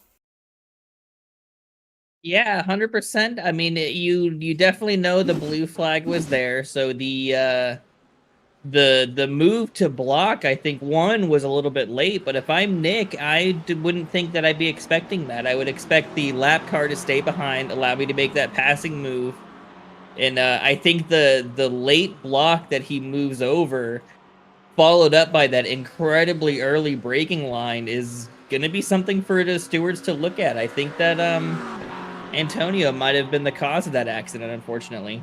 I think so. I think a lapped car getting involved with a lead lap battle there was really the real cause of what went on in that collision. I see Nick Djokovic is out of the car, and what happened to him? Did he decide to just pull over to the side of the road, or did he have a separate accident? I think he might have had a bit of understeer, and yeah, he's just pulled over to the side of the road after that one. If I can find the magic button I'm looking for, as I'm actually seeing a separate crash. We were jumping back and forth. I think Garcia here might have been involved in an incident. We've got David Michael Sarro in behind. Let's see what happened here. Up the inside goes David Michael Sarro and taps him round, and both of them go round in collision we've seen more than once today. Yeah, that's a tough call to make, because the car could be on the inside and you have the right to race that, but if you're not able to cut that corner tight enough to give that racing room, it can be quite a difficult position to get any position from. Yeah, absolutely. We've got Jeffrey Damon and Michael Rhodes in that Pro-Am class here, racing on with each other. They are very far in the back of the pack right now, but it's not going to stop them racing, as it's Jeffrey Damon alongside Michael Rhodes. He's going to be well alongside here, or is he? Yes, he is. Are they going to make it through cleanly here? Yes, but Michael Rhodes off the road. I think there was more than enough room for him on the inside there, but just kind of washed himself out.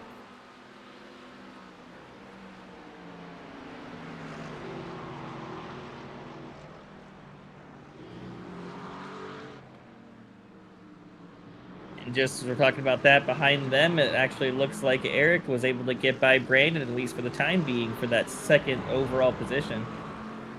Absolutely. They're And, going right back at it again. yeah, let's have a look at this battle for second place. Eric and Brandon Vincent Squibb. These two drivers have not been too far separated throughout this whole race and have been very close together indeed. And I think they got Daniel Kovacs right in behind them, 1.2 seconds back. So fighting too hard will, will bring them right back into Daniel's midst there for second position overall. Let's see what Brandon's able to do down the main straight here and see if he's able to claim that position back. Not on this occasion. I think he's just slightly too far back, but he's looking up the inside anyway, and that's a mega move from what looked like very far back indeed. He manages to make his way straight up the inside there, and I thought that we were going to see another collision at turn 1, but that was absolutely electric from Brandon Vincent Squibb, and very well from him in order to make that move stick. Especially in the Ford, you have to be just about perfect on the brakes to make that work. And, you know, he did every bit of it and was able to get that position back. Indeed, I want to watch that one again. Look at that dive down the inside. He had the room for it, and he just absolutely made it work up into P2.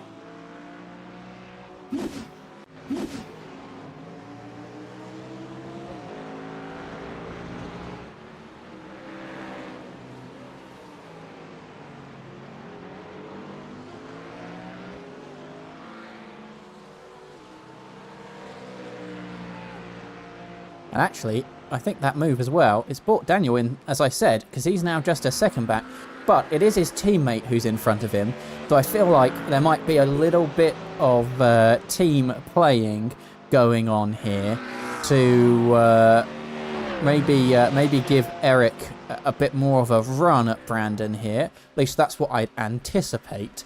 Maybe a little bit of a bump down the straight potentially as well to help him, because he has now dropped a little bit further back, 0.3 of a second, and wanting to obviously get that P2. I'm sure that the team here would like them to get a P2 and a P3 overall, so if they can't both get past, that would be very nice indeed.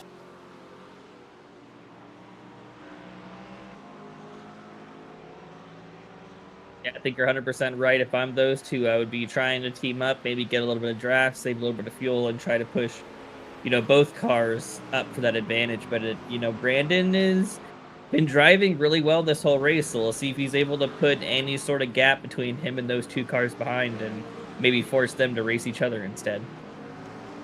Absolutely.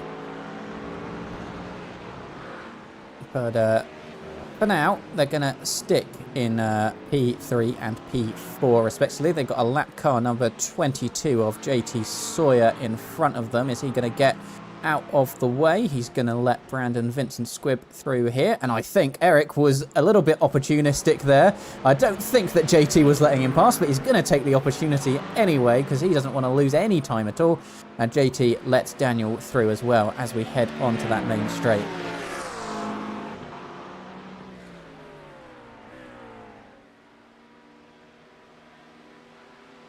And weaving across that main straight as well to try and break as much of that slipstream as possible. But still, they are 2, 3, 4 in the order we carried on in.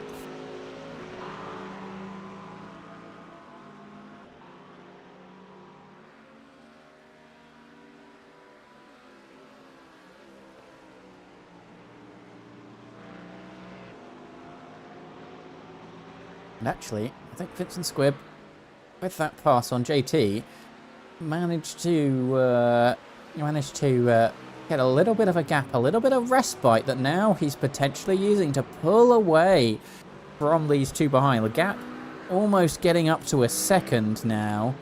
And maybe that is that is going to help him pull away a little bit. And as you were saying, Zach, get these two to fight with each other if they don't think that they can compete for second place at this point in time. We got at least maybe one car off the road up ahead, but they were able to either get going or get themselves... I can see it. It's Jeffrey Damon. He's back rejoining on the track and didn't get in the way of these. I don't think that he got involved in an incident. At least I can't see a crash or anything reported. I think he might have just gone for a bit of a slide all by himself. And I think that he's looking for a job with that Bottas's grass cutting services, because he has made a nice job and has actually cut quite a lot of the track. I hope he doesn't end up with a black flag from that for kind of missing the last corner. Well, the second to last corner. Looks like he got away with it for now, so he was able to get back on track relatively well enough that he did not pick up that track cutting penalty that can be quite a lot of time that you got to sit waiting in the pits. I believe it's about 40 seconds, correct? Yeah, about a 40 seconds stop and hold. There's not too many places in iRacing that you can actually pick one up. Potentially, I mean, one big place is if you cut kind of the whole infield at Daytona, but I don't know if there are any places you can pick that up around this track. You might just pick up a regular but quite long slowdown. And yeah, it seems like Brandon Vincent Squibb, he's managed to pull a 1.3 second gap on these guys here. If they do want to work as a team, I think that Daniel was probably going to have to bump along Eric here to give him a bit of extra top speed, because he's managed to separate himself from the two teammates behind him. Yeah, Brandon's been able to make that Ford look really good this weekend. It's been handling really well, it looks like, for him, and he's been able to make up and hold a lot of positions here on the track. So it'll be interesting to see how he ends in the later stage of the race, but so far he's been doing a great job. Absolutely, and these two have actually kept their gap reasonably the same, around that 0.3 of a second mark or so, as I think Brandon Vincent Squibb got an off track there, just going a little bit wide. But yeah, their gap has stayed reasonably the same. But if we go and have a look at Vincent Squibb here, and you can see that gap has just been extending and extending for him. It's 1.4 seconds now on the last time they passed the start-finish line. It's 1.8 seconds. I'm not sure if the cars behind are trying to save a bit of fuel or what, but it's working for Vincent Squibb very nicely indeed.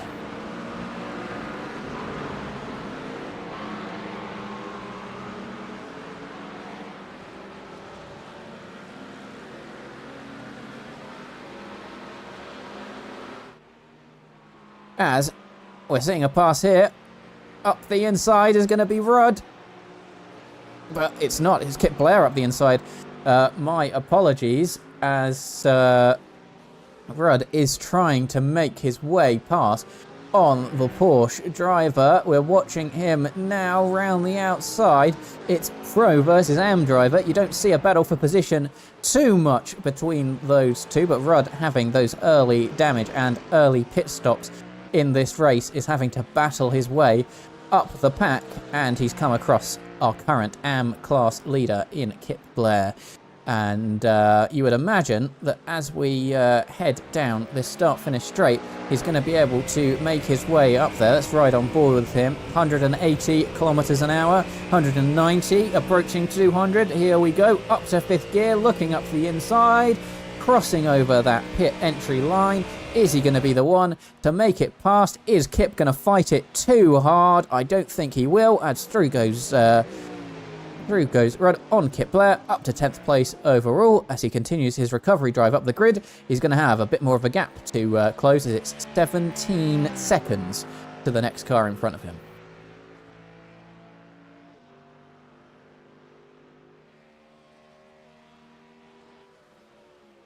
Well, actually, Kip is going to be fighting it. He looks up the inside there. We've seen one too many accidents there, but they keep it clean on this occasion. I think Rudd is going to want to run far away from any potential accident with an AM class driver as he tries to make his way up for some points today.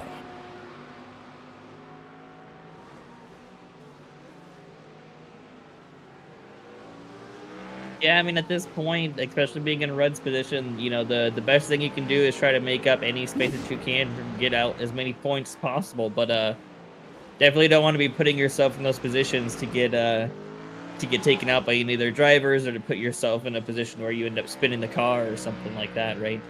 Absolutely agree with you, Zach. As let's head back to Brandon Vincent Squibb, who has extended that gap now to just over 2 seconds as he makes his way to lap Michael Rhodes, who's currently down in the dumps with Jeffrey Damon and Jordan Crawford. Jordan Crawford actually very far back in this battle, as we saw with that earlier accident, all of which have actually been in the wars in this race, I would say. But he, after fighting so hard with Eric earlier in this race, and their pace looking pretty similar, he's just managed to keep pulling away every single lap so far, and that's been pretty good for the AM class driver on this occasion. And indeed, replicating a bit of what we saw when he was fighting with Max Patton in Watkins Glen, where he was able to fight reasonably cleanly and then just pull away from the battle and take it away. I think he is going to struggle on this occasion to take victory because Harrison, 13 seconds down the road. We can have a little look at the time delta between them. It's been staying in that 13-second window, and I don't think he's going to be doing too much to bring it down on Harrison, who's just kind of had an easy ride so far in this race. Yeah, I think for him, it's just, you know, eyes forward, don't get caught in anything, you know, that you that could give up any of that time, and just try to keep all four on the ground, and he's going to win this one. Absolutely. I hate to be the one to notice, Zach, but I thought we were promised some rain during this race, but it's still staying dry. Looks like nothing on the radar with 50 minutes to go. Nothing to surprise the drivers at the end. Nope, unfortunately that 51% became a 2%, becomes a 0%. It does start to go back up at right around 5 p.m., but I don't know that we're going to be seeing any rain for this race like we thought we did. Absolutely. Well, for reference, as you can see, Michael Rhodes moving out of the way of these two drivers on the lead lap here. We're at 15:43 track time now.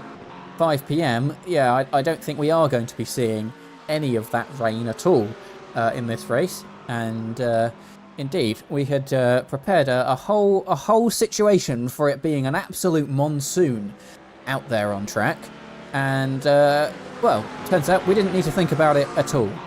And indeed, not a drop of rain has fallen on this circuit since practice began, which is quite surprising when we had a 60% rain chance in this event. And indeed, it looks like the weather gods of Brazil, unpredictable as always, have decided that there's no chance for rain out there towards the end of this race. Remember back to I can't remember, somewhere in the 2010s, a Monaco race where everyone was tyre saving, waiting for the rain, and the rain never actually turned up at all until they got to the podium, where it started absolutely chucking it down. Maybe we are going to be in for a similar situation today.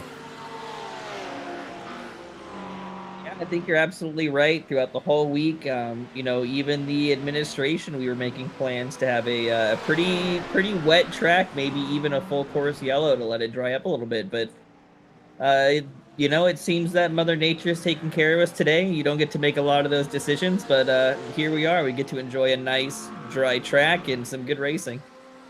Absolutely. And, well, it was, I think, Spa, where we had something like a 30% chance of rain, and the track got so slippery that almost no one could keep it on the road. And it seems like we've just got the inverse of that this evening, and that's kind of a switch up for earlier in the season. In terms of weather for the rest of the season that we're looking at, well, it's an ensured chance of rain at Imola, which is towards the end of the season, and is a sprint round as well, actually. So we will be seeing some rain there, but the rain is only coming in between the sprint and the feature round. No rain falling during the session itself. So that's going to be an interesting situation for drivers, but we know it's going to rain there. The forecast is locked in, and pending anything untoward happening, that's going to be the way.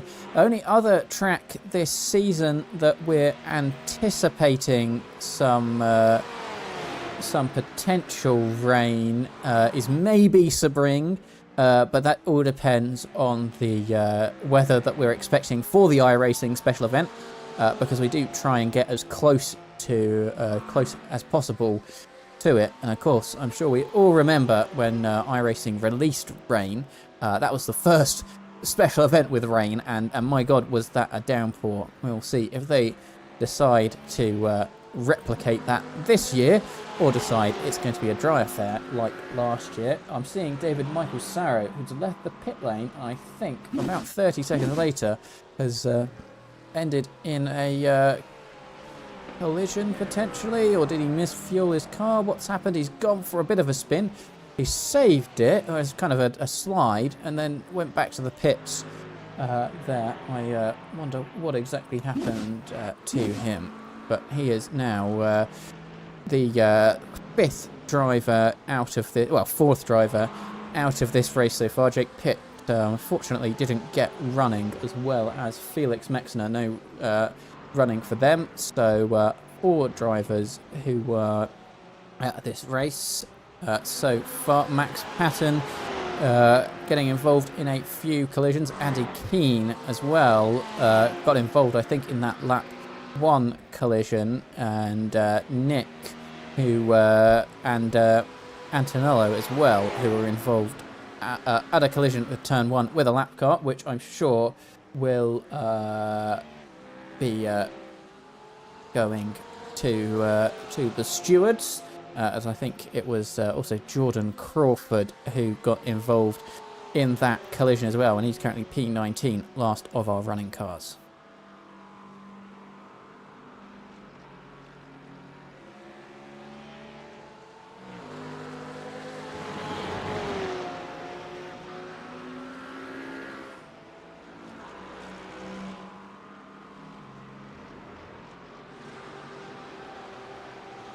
Just thinking to myself here, I think, if I'm not mistaken, Zach, we should be anticipating pit stops coming within the net. Oh, actually, maybe it's a bit more than I thought. Everyone looks like they pit on lap 30-ish. We're currently on lap 48. Maybe looking at about 10 to 12 laps time. Yep, you're just about right. About 10. For most of these cars, it should be happening in about probably 8 to 12 laps. For a majority of them, maybe a few coming in early, but as far as I can tell, it should be within that next 8 to 12 laps. We'll see pretty much every car come into those pits for your maybe that last pit stop before the checkered flag. We'll have to find out and see. Right. Okay. That makes a lot of sense, and indeed we are going to see a round of pit stops, and then they're going to... Are they going to need another pit stop before the end of this race? I'm trying to work it out in my head of whether they're going to need a little splash and dash.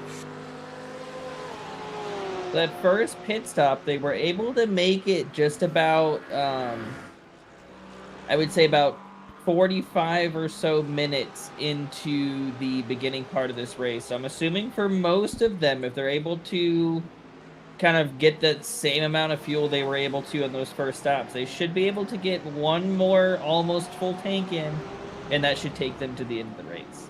All right. So, yeah, that makes sense. 45 minutes to go.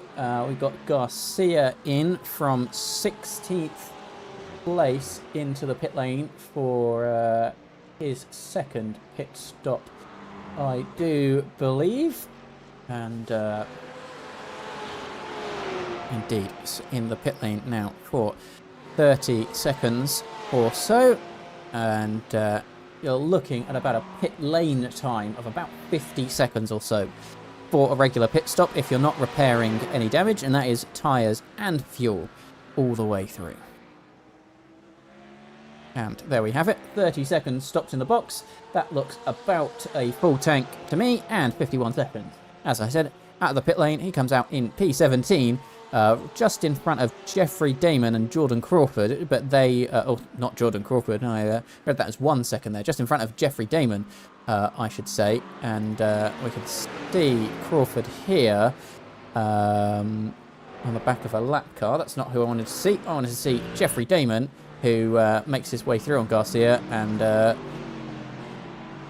Garcia there kind of let him through, and he's off the road there, probably the effect of those cold tyres.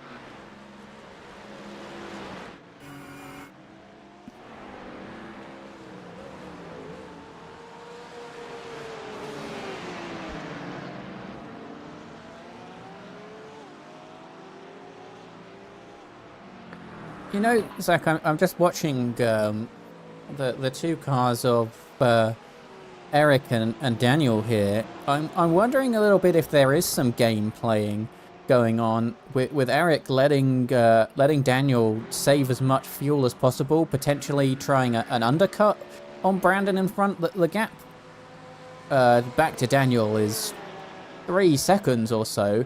If you've saved a lap, 2 laps of fuel, it's definitely possible to save that amount of time in the pit stop. I'm just kind of thinking that the reason behind this kind of slowdown in pace for Eric, when they've been fighting so hard, Brandon was pulling away at quite a rate, and now it's just kind of normalized at one point, or at this point, I should say. I'm just trying to think whether there is a strategic game they're playing here as teammates. Yeah, I mean, you may be right, just getting some extra fuel saving in, but I would imagine you don't want to be losing too much time to that car in front either. You're just going to kind of negate that advantage you made to coming out just behind the driver in front as well. So we'll have to see if it plays out for him. Yeah, it's going to be interesting to see. Over the past 5 laps or so, the gap has only extended by 0.3 of a second, which isn't a massive, a massive gap or amount of time to extend. And maybe Brandon is listening in because the gap has just extended to 3 seconds, actually. So I wonder if he thinks some game playing is going on, or one of these cars is coming into the pit lane, potentially. No, they're both staying out. Maybe Eric just made a minor mistake there. But yeah, I'm just wondering, because they're not fighting. They obviously, I think that between them, they think that they're able to get Vincent. I mean, the gap behind them is 12 seconds, and it's just kind of, I'm just kind of trying to work out what exactly they're thinking here. They're obviously very close in pace. 11 seconds back, 3 seconds up the road. They obviously still think they can get Brandon, as I said. Maybe in a pit stop with less fuel. Maybe they're trying to keep their incident count down. on the kind of the off chance that they think that Brandon's likely to pick up a drive-through penalty for the incident limit. It's very intriguing to see, as Brandon actually extends his gap by the most I've seen in the last few laps. And yeah, I wonder if he's been chilling for a little bit, listening to the live stream, and decided to put his foot down. And I hope I haven't given the curse to whatever strategy these two were trying. If I've just broken it, I profusely apologise for making Brandon speed up, or maybe I've had no influence on it at all, and I'm instead thinking too highly of myself.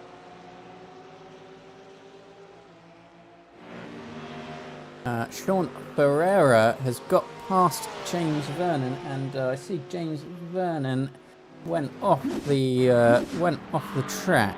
What has happened to James? Oh, just a bit too much on the loud pedal, and picks up some front end damage. And then you're facing the wrong way across the track, and you're just, woo! He almost tagged Jeffrey Damon there. Jesus. I'm not sure if that looked much worse from the TV camera than it was in real life, but or from his cockpit view. But that looks mighty close to me. I want to have another look at that to see what happened. Let's look behind him. Oh, he just gets a bit too much on the loud pedal. He's into the wall. You can see the cars coming. Got a DWR car there. He sees Jeffrey Damon, and oh no, he doesn't. He does tag Jeffrey Damon there. Close. Well, I'm not sure if I think that might have been very close, because at least in my ears, I heard the sound of a contact there. Let's watch it one more time. Let's see it from his suspension. We actually want to look on the other side. We want to look on his rear right. Oh, we're too far back there, and we will find the right camera angle in a moment. There we are.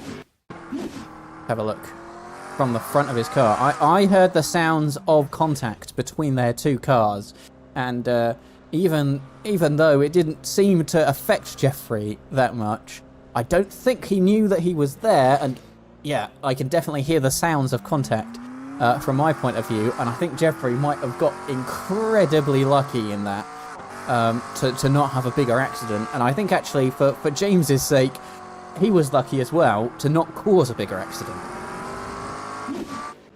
Yeah, I think you're 100% right there. He is probably breathing a little bit of a sigh of relief for not causing an incident there, but definitely gotta be watching that relative and keep an eye on who's coming around that corner. It can be incredibly tricky when you're facing the wrong way, because at some point you've got to try and get your car both facing the right way again and back on the track, which means that you've got two jobs to do, and it can be tricky because you can't look in your mirror to see a car, and you can't look in front of you to see a car when you're in that sideways position. So I can definitely kind of feel for him there, and how difficult that is to get back on. But yeah, I think he's very lucky to have not caused a bigger crash. Let's see, Jordan Crawford, last of our running drivers, into the pit lane as he comes in for what we anticipate to be his final pit stop. Back out on the track now. 1 minute and 25 to go, and yeah, I think this will be everyone's final pit stops. We're coming up to now, we're on lap 55 of this race. Everyone able to run about 27 to 30 lap stints or so from their first pit stops. Yeah, and imagine for most of these drivers, this should be their last pit stop. And that should bring him pretty close to a full tank, I would say, to get them to the end of that race. Maybe a few liters off the top, but pretty close to a full tank. Absolutely. As looks like a lapped car has brought them close. Eric here and Brandon Vincent Squibb reduced that gap down to 2 seconds, just over. And indeed, they are also going to have to navigate that lap car unless they head into the pit lane. Well, one of them does, and it's Daniel who stays out onto the track. And going to be very interesting to watch this now, because he let me have a little look here. He did 28 laps on his first stint. Is he going to try and overcut here from that fuel saving that he's done behind his teammate and just absolutely push everything that he has here, or is he going to try something a little bit different to fuel less in the pit lane? We can see here the pit strategy between them. He's done 28 laps on the first stint and 27 laps on this second stint. Is he going to extend it, or is he going to come in for that anticipated 28 laps? And you can see actually Vincent Squibb at the bottom there, he did a 27, then a 28 on this stint. So I think it's going to be interesting to see how this shakes out and whether Daniel is going to come into the pit lane on this lap. As actually I can see from our display that Eric is right on the back of Vincent Squibb here, and is actually trying a move around the outside. We're just going to watch the timing tower to see if we see Daniel in, and we don't. And actually I think Eric has played a bit of a strategy game here, and up the inside he goes. It's a bit of a brash move, and they make a tiny bit of door banging contact, but Eric has made his way through on Brandon Vincent Squibb. That shorter pit stop that I can anticipate what happened there, or slightly quicker at heating up the tyres. Porsche very good at quickly heating up the tyres. He's made his way past Vincent Squibb, and maybe now he's going to try something to get his teammate past as well. Very interesting strategy happening in the bottom half of this race. Yeah, very, very brave to make a move like that on cold tires. But, you know, if you know how to work the car, you know how to pump the brakes, then you can make those moves look pretty easy. And you can see on the left-hand side, the right-hand side of the timing tower there, that Eric had a just under a second faster pit stop. And let's see that in result of pit lane time. Again, just under a second faster. And that's what ultimately meant that he could catch back up again. And I could see Brandon weaving in the background. I know personally from driving the Porsche, it is an excellent car at heating up its tyres very quickly compared to everything else around it. You can see it if you're in a GT Sprint, or you're in an IMServe race, that at the beginning of the race the Porsche is so strong because it heats up its tyres so quickly.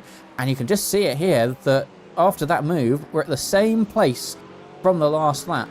He's made about half of a second gap, and Brandon's been trying to heat up his tyres.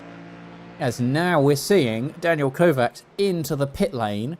Where is he going to come out in this little battle? Let's stay on board, or close in with these two, and see how the strategy works out here, and see whether that little move, because it did cost them both time, has let Daniel either come out between them or come out in front. He's at the pit exit now, and where is he on the track?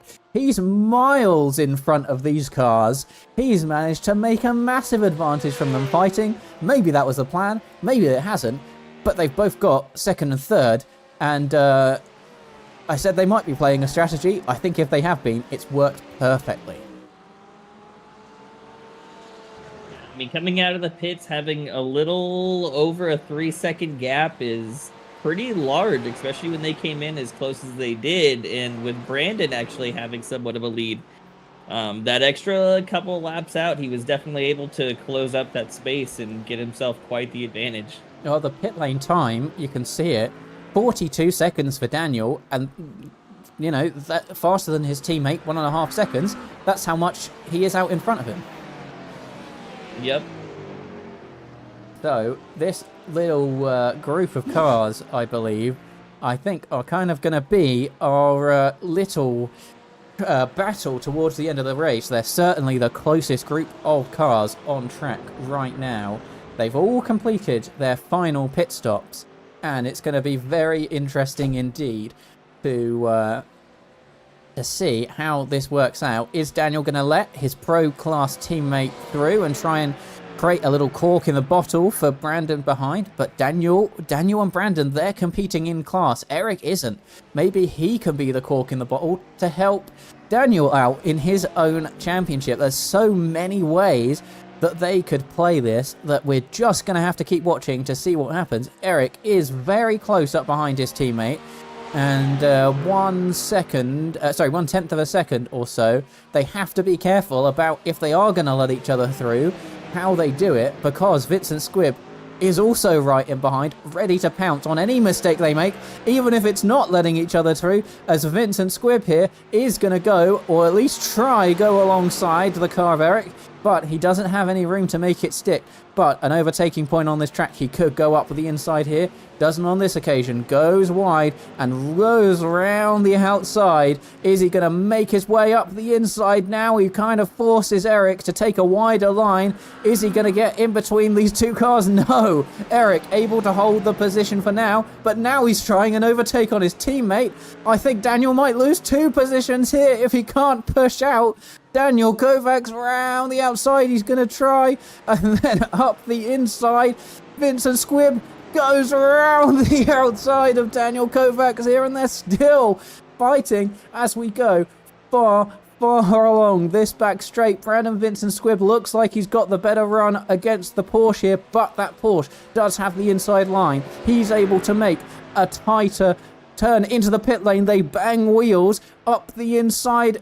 Oh, they look so close together, but it is going to be Daniel on this occasion who manages to absolutely park it on the apex and stay ahead. And I'll tell you what, that's given Eric a great lead as he heads further down the track.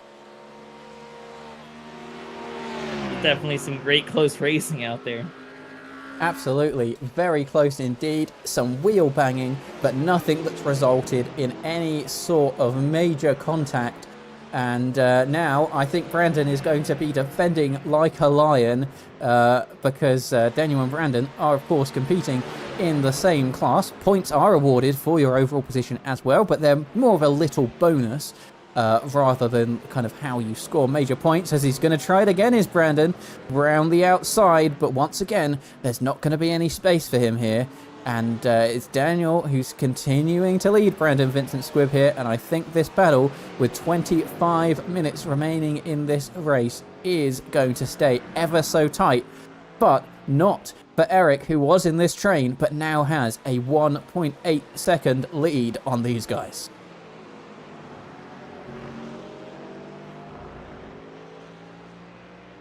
And up the inside, he's going to try again, but this time the cars are on the opposite sides to as we saw before. What are we going to see as they head down the pit straight? More wheel banging and more argy-bargy as we head down here. Who's going to win? It's Porsche versus Mustang. There, oh, contact!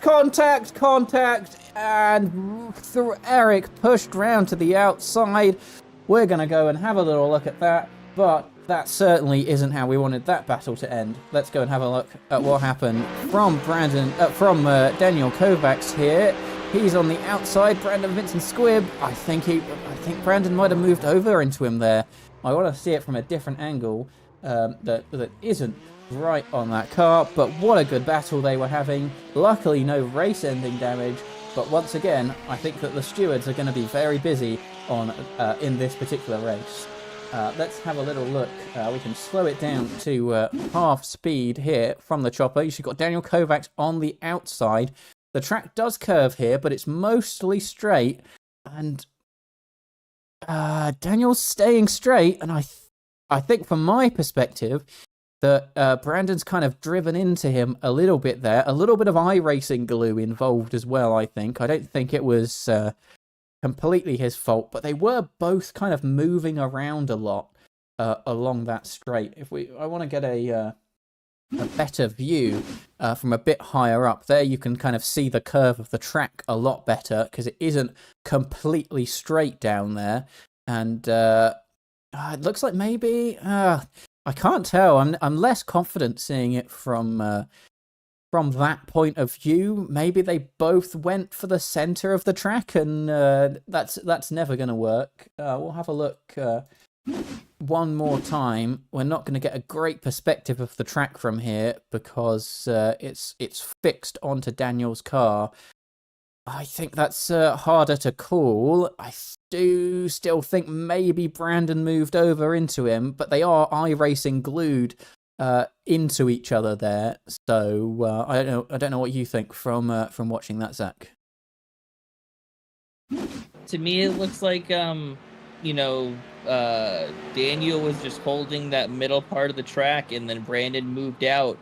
Maybe again, kind of expecting him to give him more of the track. But when you're racing door to door like that, you don't have to move over. You can hold them to that inside line that they've chosen. And it looks like maybe Brandon tried to maybe kind of force his way out a little wider and then cause that iRacing glue to happen. That might have been the cause of that incident there. Well, we will absolutely let the stewards decide on that particular incident. We're not going to attribute blame here. We're just giving our opinion, and it has resulted in the number 88 car being able to get to the back of Daniel Kovacs here, and just looking at that Porsche, I can't see a massive amount of damage on it. I think he might have got lucky for kind of, the speed of the collision. It's a very fast, maybe the fastest bit on the track to have an accident, and we have seen some very large amounts of damage resulting in crashes from turn one. I can't imagine the car's unscathed, but it doesn't look terrible. But he's now going to have to hold off Michael here for another 20 minutes or so, just over, and hope that there isn't so much damage to that car that he's going to start falling backwards. Does have quite the gap to Timo Gartner here, 32 seconds or so, so he should be able to keep that towards the end of this race, and pull out some more gadgets here, and you can see Timo Gartner is just coming through Curva del Sol now, while these two are coming up towards the end of the lap. So quite the amount of space on track that they have available to them, and they can have a bit of a battle should they so choose, but it looks like Daniel may be pulling away slightly here, and we'll see how that gap continues as the race carries on.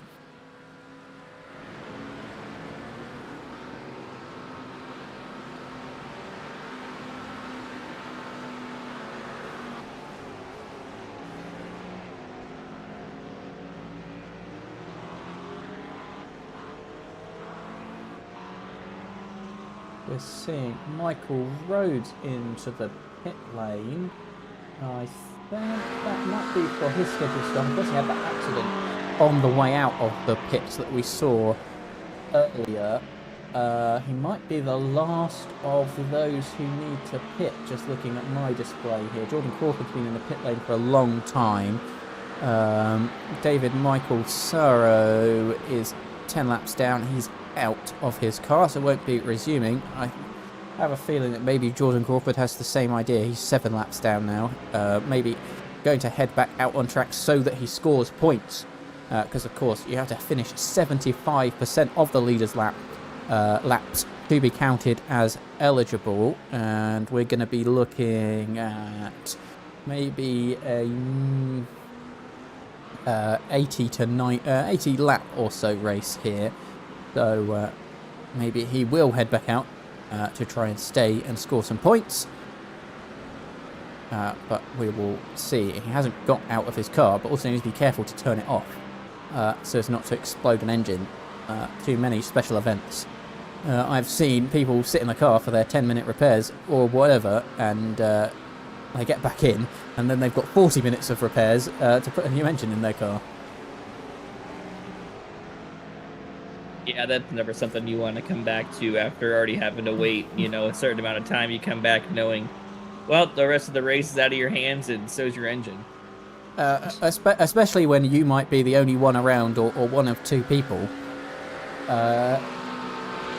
In a Bathurst, 12 hours or a 6 hours or something, you go away to use the bathroom and have a drink or something, and then you come back having to explain to your team that you're probably not going to be going any further in the race. Yeah, not a great message you want to have to send out at 1 or 2 a.m. No, absolutely not.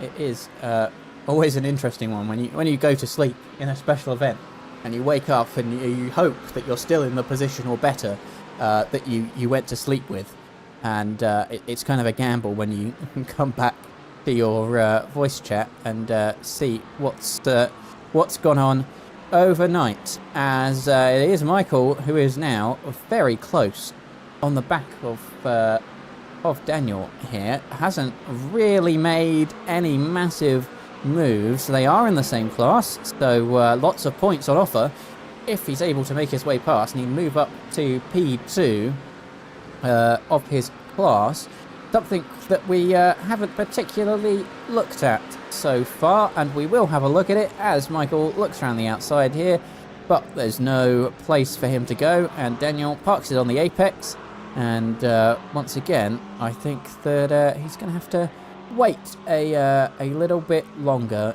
to see if he can make his way past.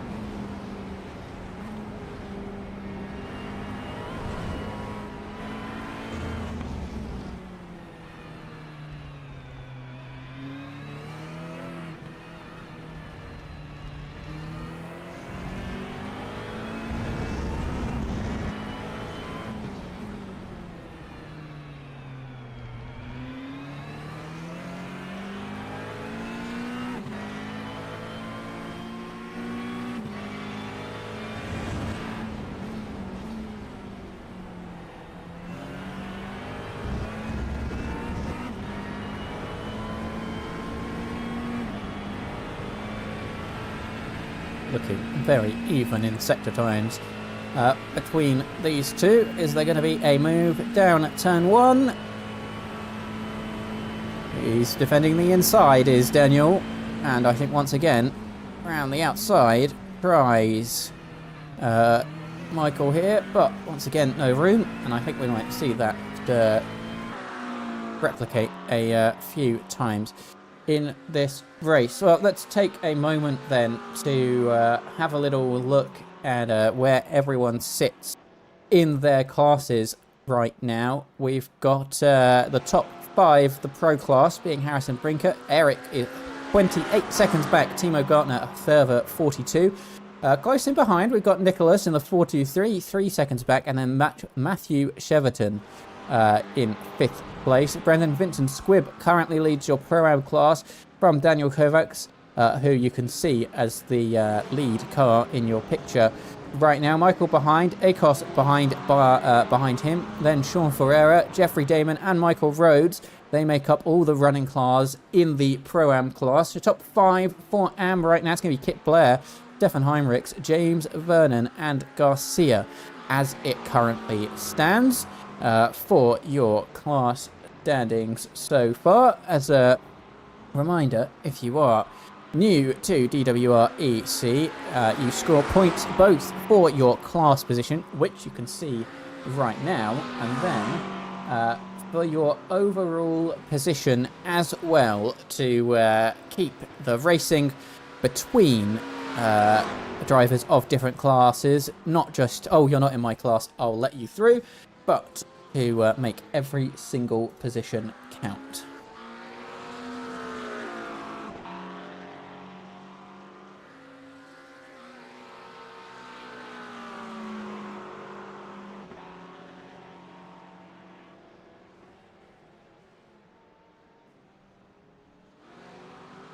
Just 15 minutes remaining in this race then.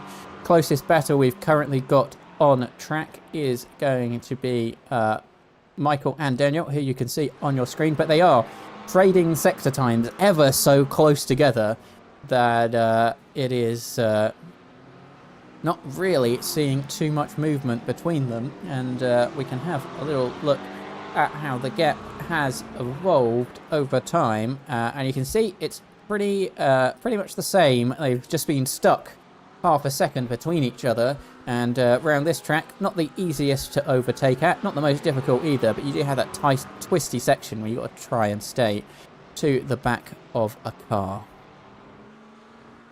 Have a look at a battle a bit further back right now. You've got JT Sawyer, who has been making up a little bit of ground ever so slowly on James Vernon in front of him. Gap just over a second, but he's made up 0.3 of a second on the most recent lap, it seems. We can maybe expand that a little bit if you can see. Sorry, I'm finding the right bit of mission control that I need to edit here so that you can see it. There we go. That's the button I'm looking for. And yeah, you can see that over the past few laps, JT homing in, but on this lap, I think he's lost a bit more time. That gap reverting back a little bit longer.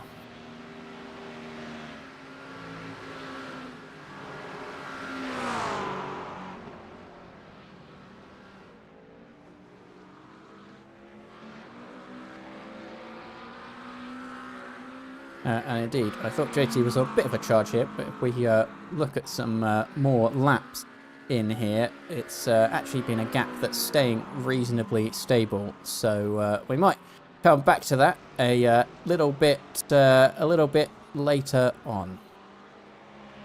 Yeah, gap here that has been very stable indeed, as we can see here, and actually trim this down a little bit. You can see that it has been under half a second for the past 8 laps, and they certainly aren't separating from each other either. I wonder if maybe Michael here saving a little bit in the tank for that final push towards the end of the race. Approaching 10 minutes to go now, and he's still got a vision of the rear wing of that Porsche that I'm sure he'd rather not have.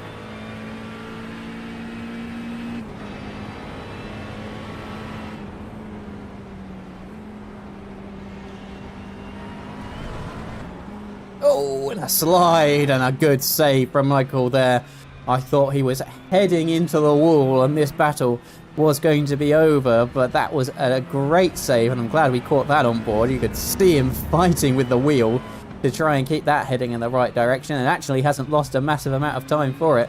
Maybe feeling a bit of the effects of these tyres, and also on the kind of wash that you can get when you're sat behind the GT3, and of course when you've been in behind someone for so long, you get a little bit in that trance state and drive kind of on autopilot, and that's when those little mistakes can jump in.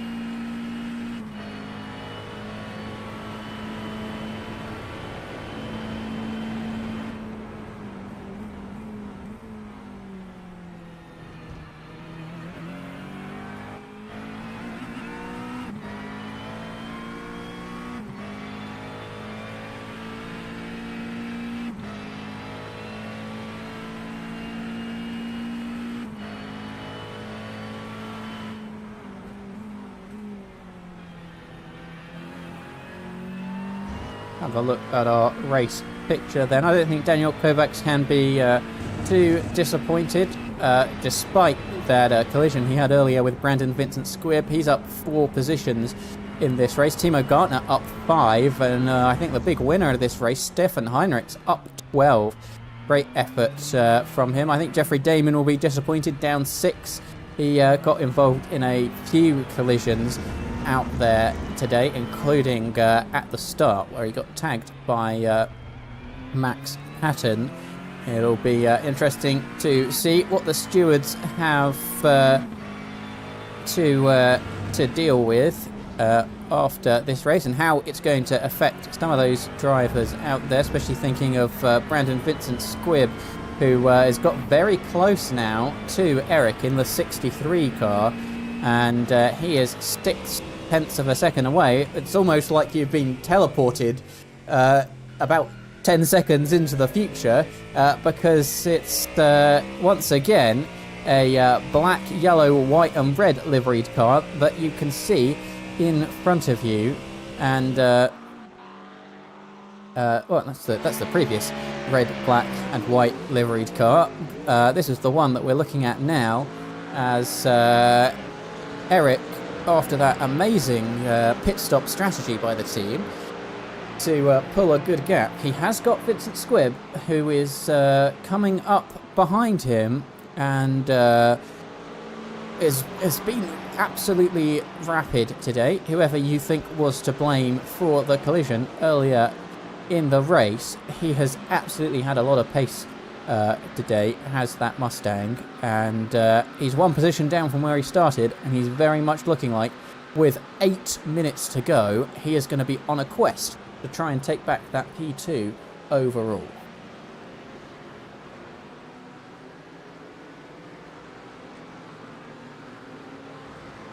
I think you're absolutely right, and if he's going to make any room up, he's only got, you know, about 6 minutes to do it, so he's got to start cranking that time away and cutting down those seconds.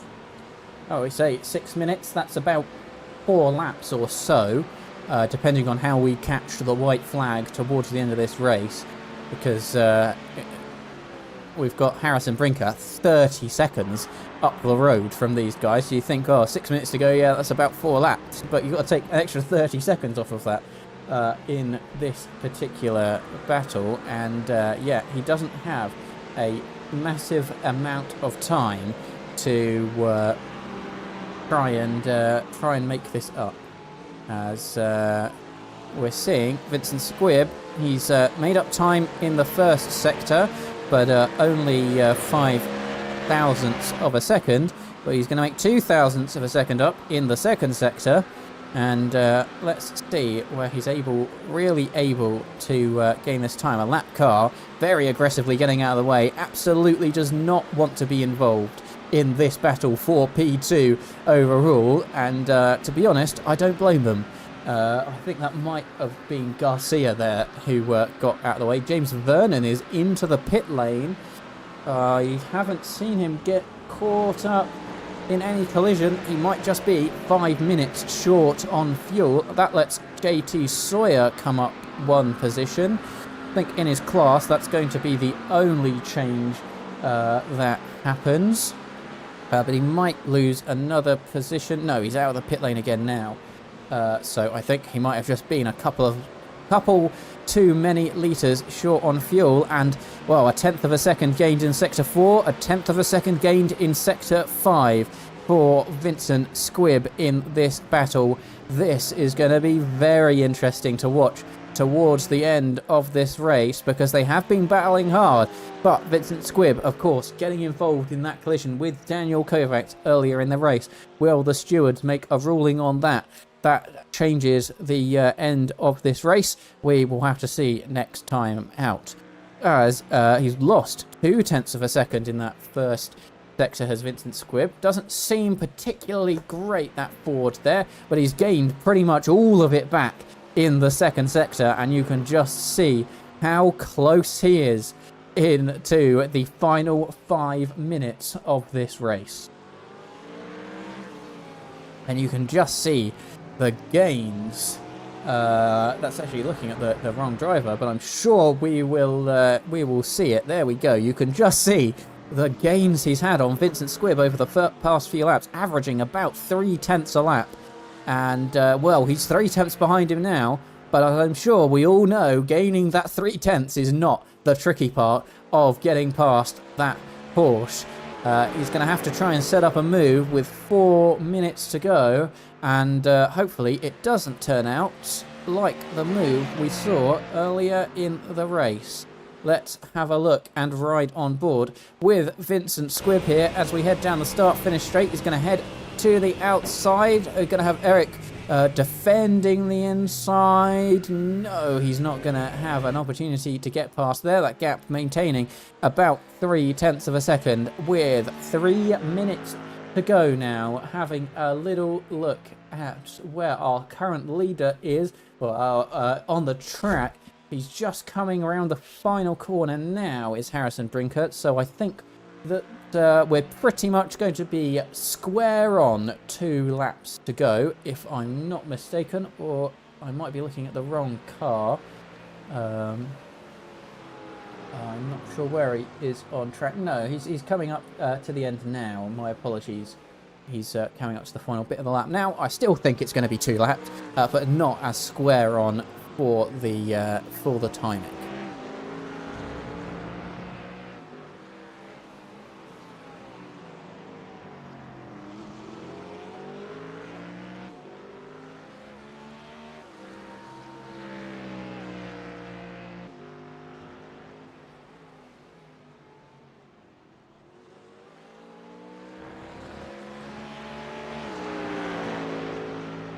Up we go then into the final section of the lap here as we head onto the start-finish straight. Is this going to be Brandon Vincent Squibb's one of the final opportunities to make a move at turn 1? Eric is wise to this move and goes hard to the inside, and it's going to be Vincent Squibb who's still stuck behind him. Gap maintained at 3/10 of a second. Let's go further back now. We can see Michael here. He's trying the same move. It's almost a copy and paste, and once again doesn't make his way through.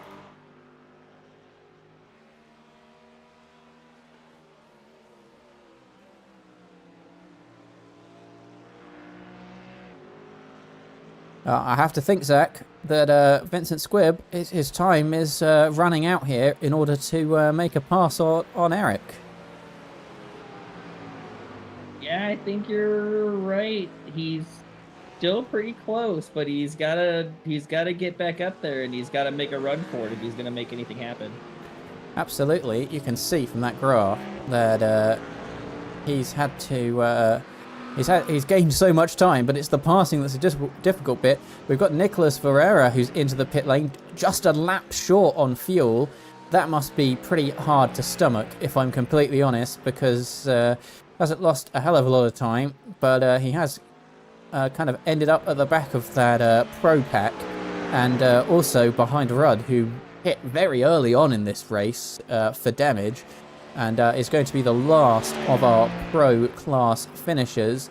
As, let's look here, it's going to be Vincent Squibb, and I think we're going to see a very similar repeat of what we saw before, and there you can see the flag man. That is white flag for the end of this race. That's been Vincent Squibb's last opportunity to try anything at turn 1. What is he going to try as we head down the Retroposta? He's going to have to gain a hell of a lot of time as we head into Descida del Lago for the final time on this in this race, and he's going to be right on the back of Eric here, but nowhere to go on this particular occasion. I have a feeling his time's running out, as right behind them it's going to be Michael, who's trying to move on his teammate of Daniel Kovacs. He's defended once again, and I think that for these two, they're going to have to stay behind the red, white and black, and yellow in fact, cars, unless it looks like a little mistake for Daniel there, but I don't think Michael can really try anything.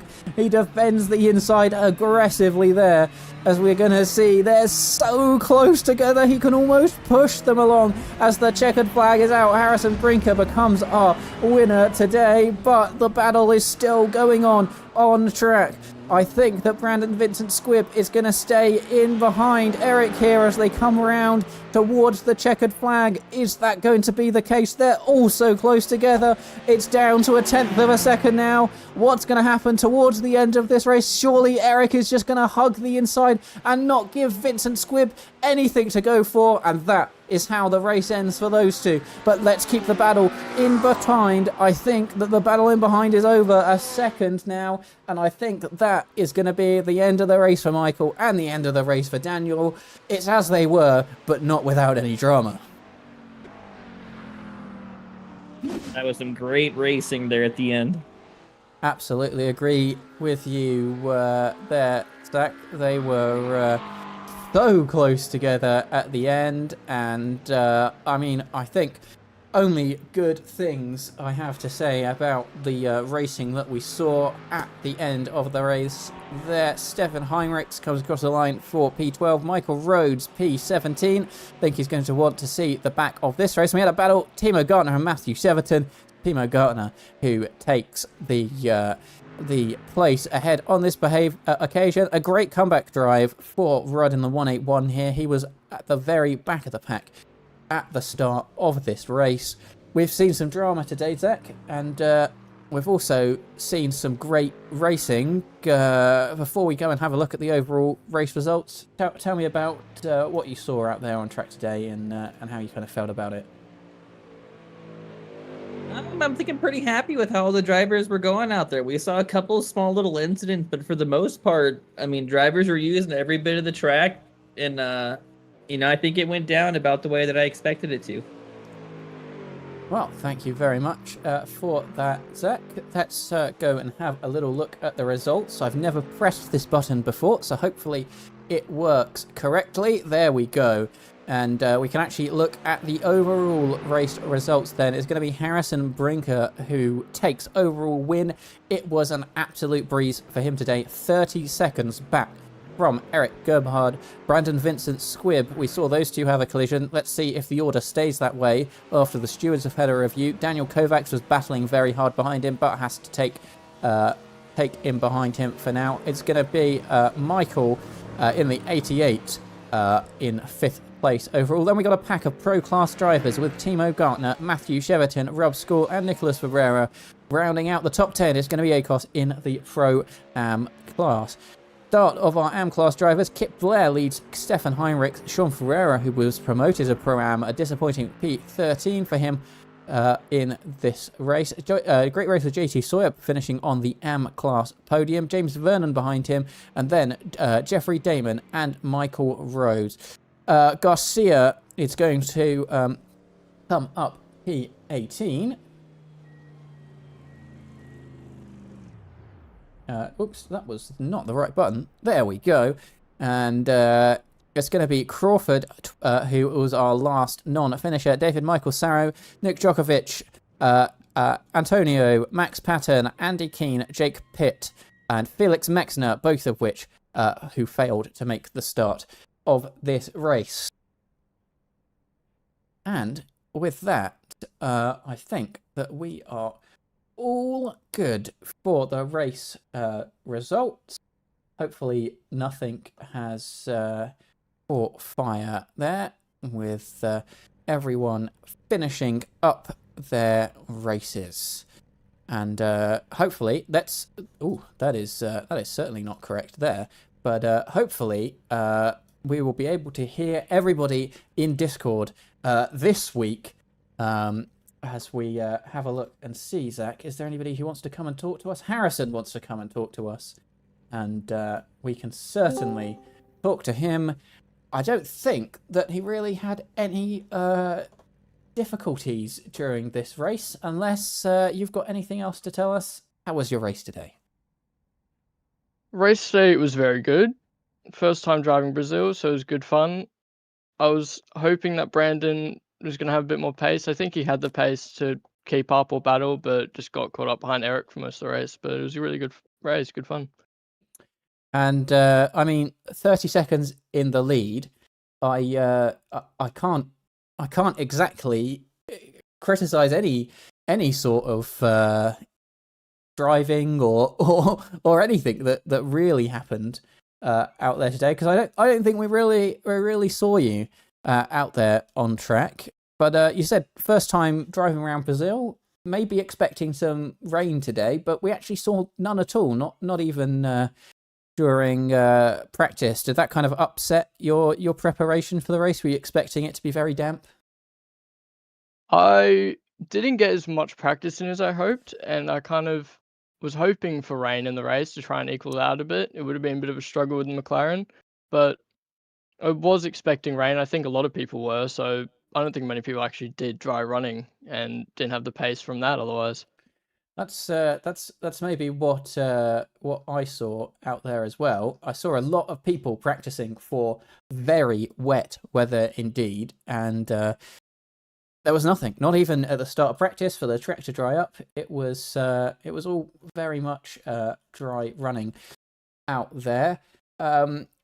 Looking at the rest of the season, you've had an easy time today. What are you thinking about the tracks that are coming up? I'm looking forward to some of the tracks coming up. I'm mainly looking forward to tracks like Sebring, and I think Lagoon is going to be pretty fun. I haven't raced there in a long time. I don't know how Brand is going to go. Haven't driven that before, but I think it's going to be quite fun. We'll just have to wait and see.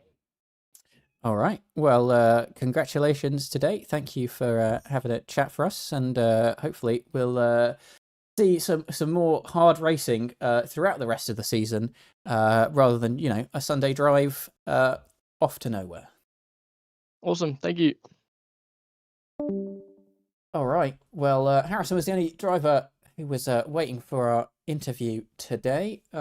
Before we head off, and while I remind myself what the next track actually is, reflections on the race today and the implications it might have as the championship continues, Zach. Yeah, I think Harrison's been proving himself the last few weeks, and he keeps climbing further and further up the standings. And if he keeps performing like this, I think he's well in the race for first and for taking home the Golden Pros. I think we have a lot of the Pro-Ams that are sticking it in there, and I'm excited to see how the rest of the season goes. Well, thank you very much. You gave me the chance to look up that it is Brands Hatch, which is going to be next. Not a track that gets run in GT3 cars an awful lot. So a little bit like Interlagos, I think some drivers will be coming in fresh to it. It's also our second sprint and feature round of the season. We saw the chaos that was kind of unfolding from last time out there on the track. Hopefully it is cleaner this time, but hopefully we still get the great racing that we saw out of those sprint and feature races. With that, I'm just going to say thank you very much, as always, for all of our drivers out there on the track, and thank you very much to Zach for joining me, and we shall see you all in a week's time. Goodbye.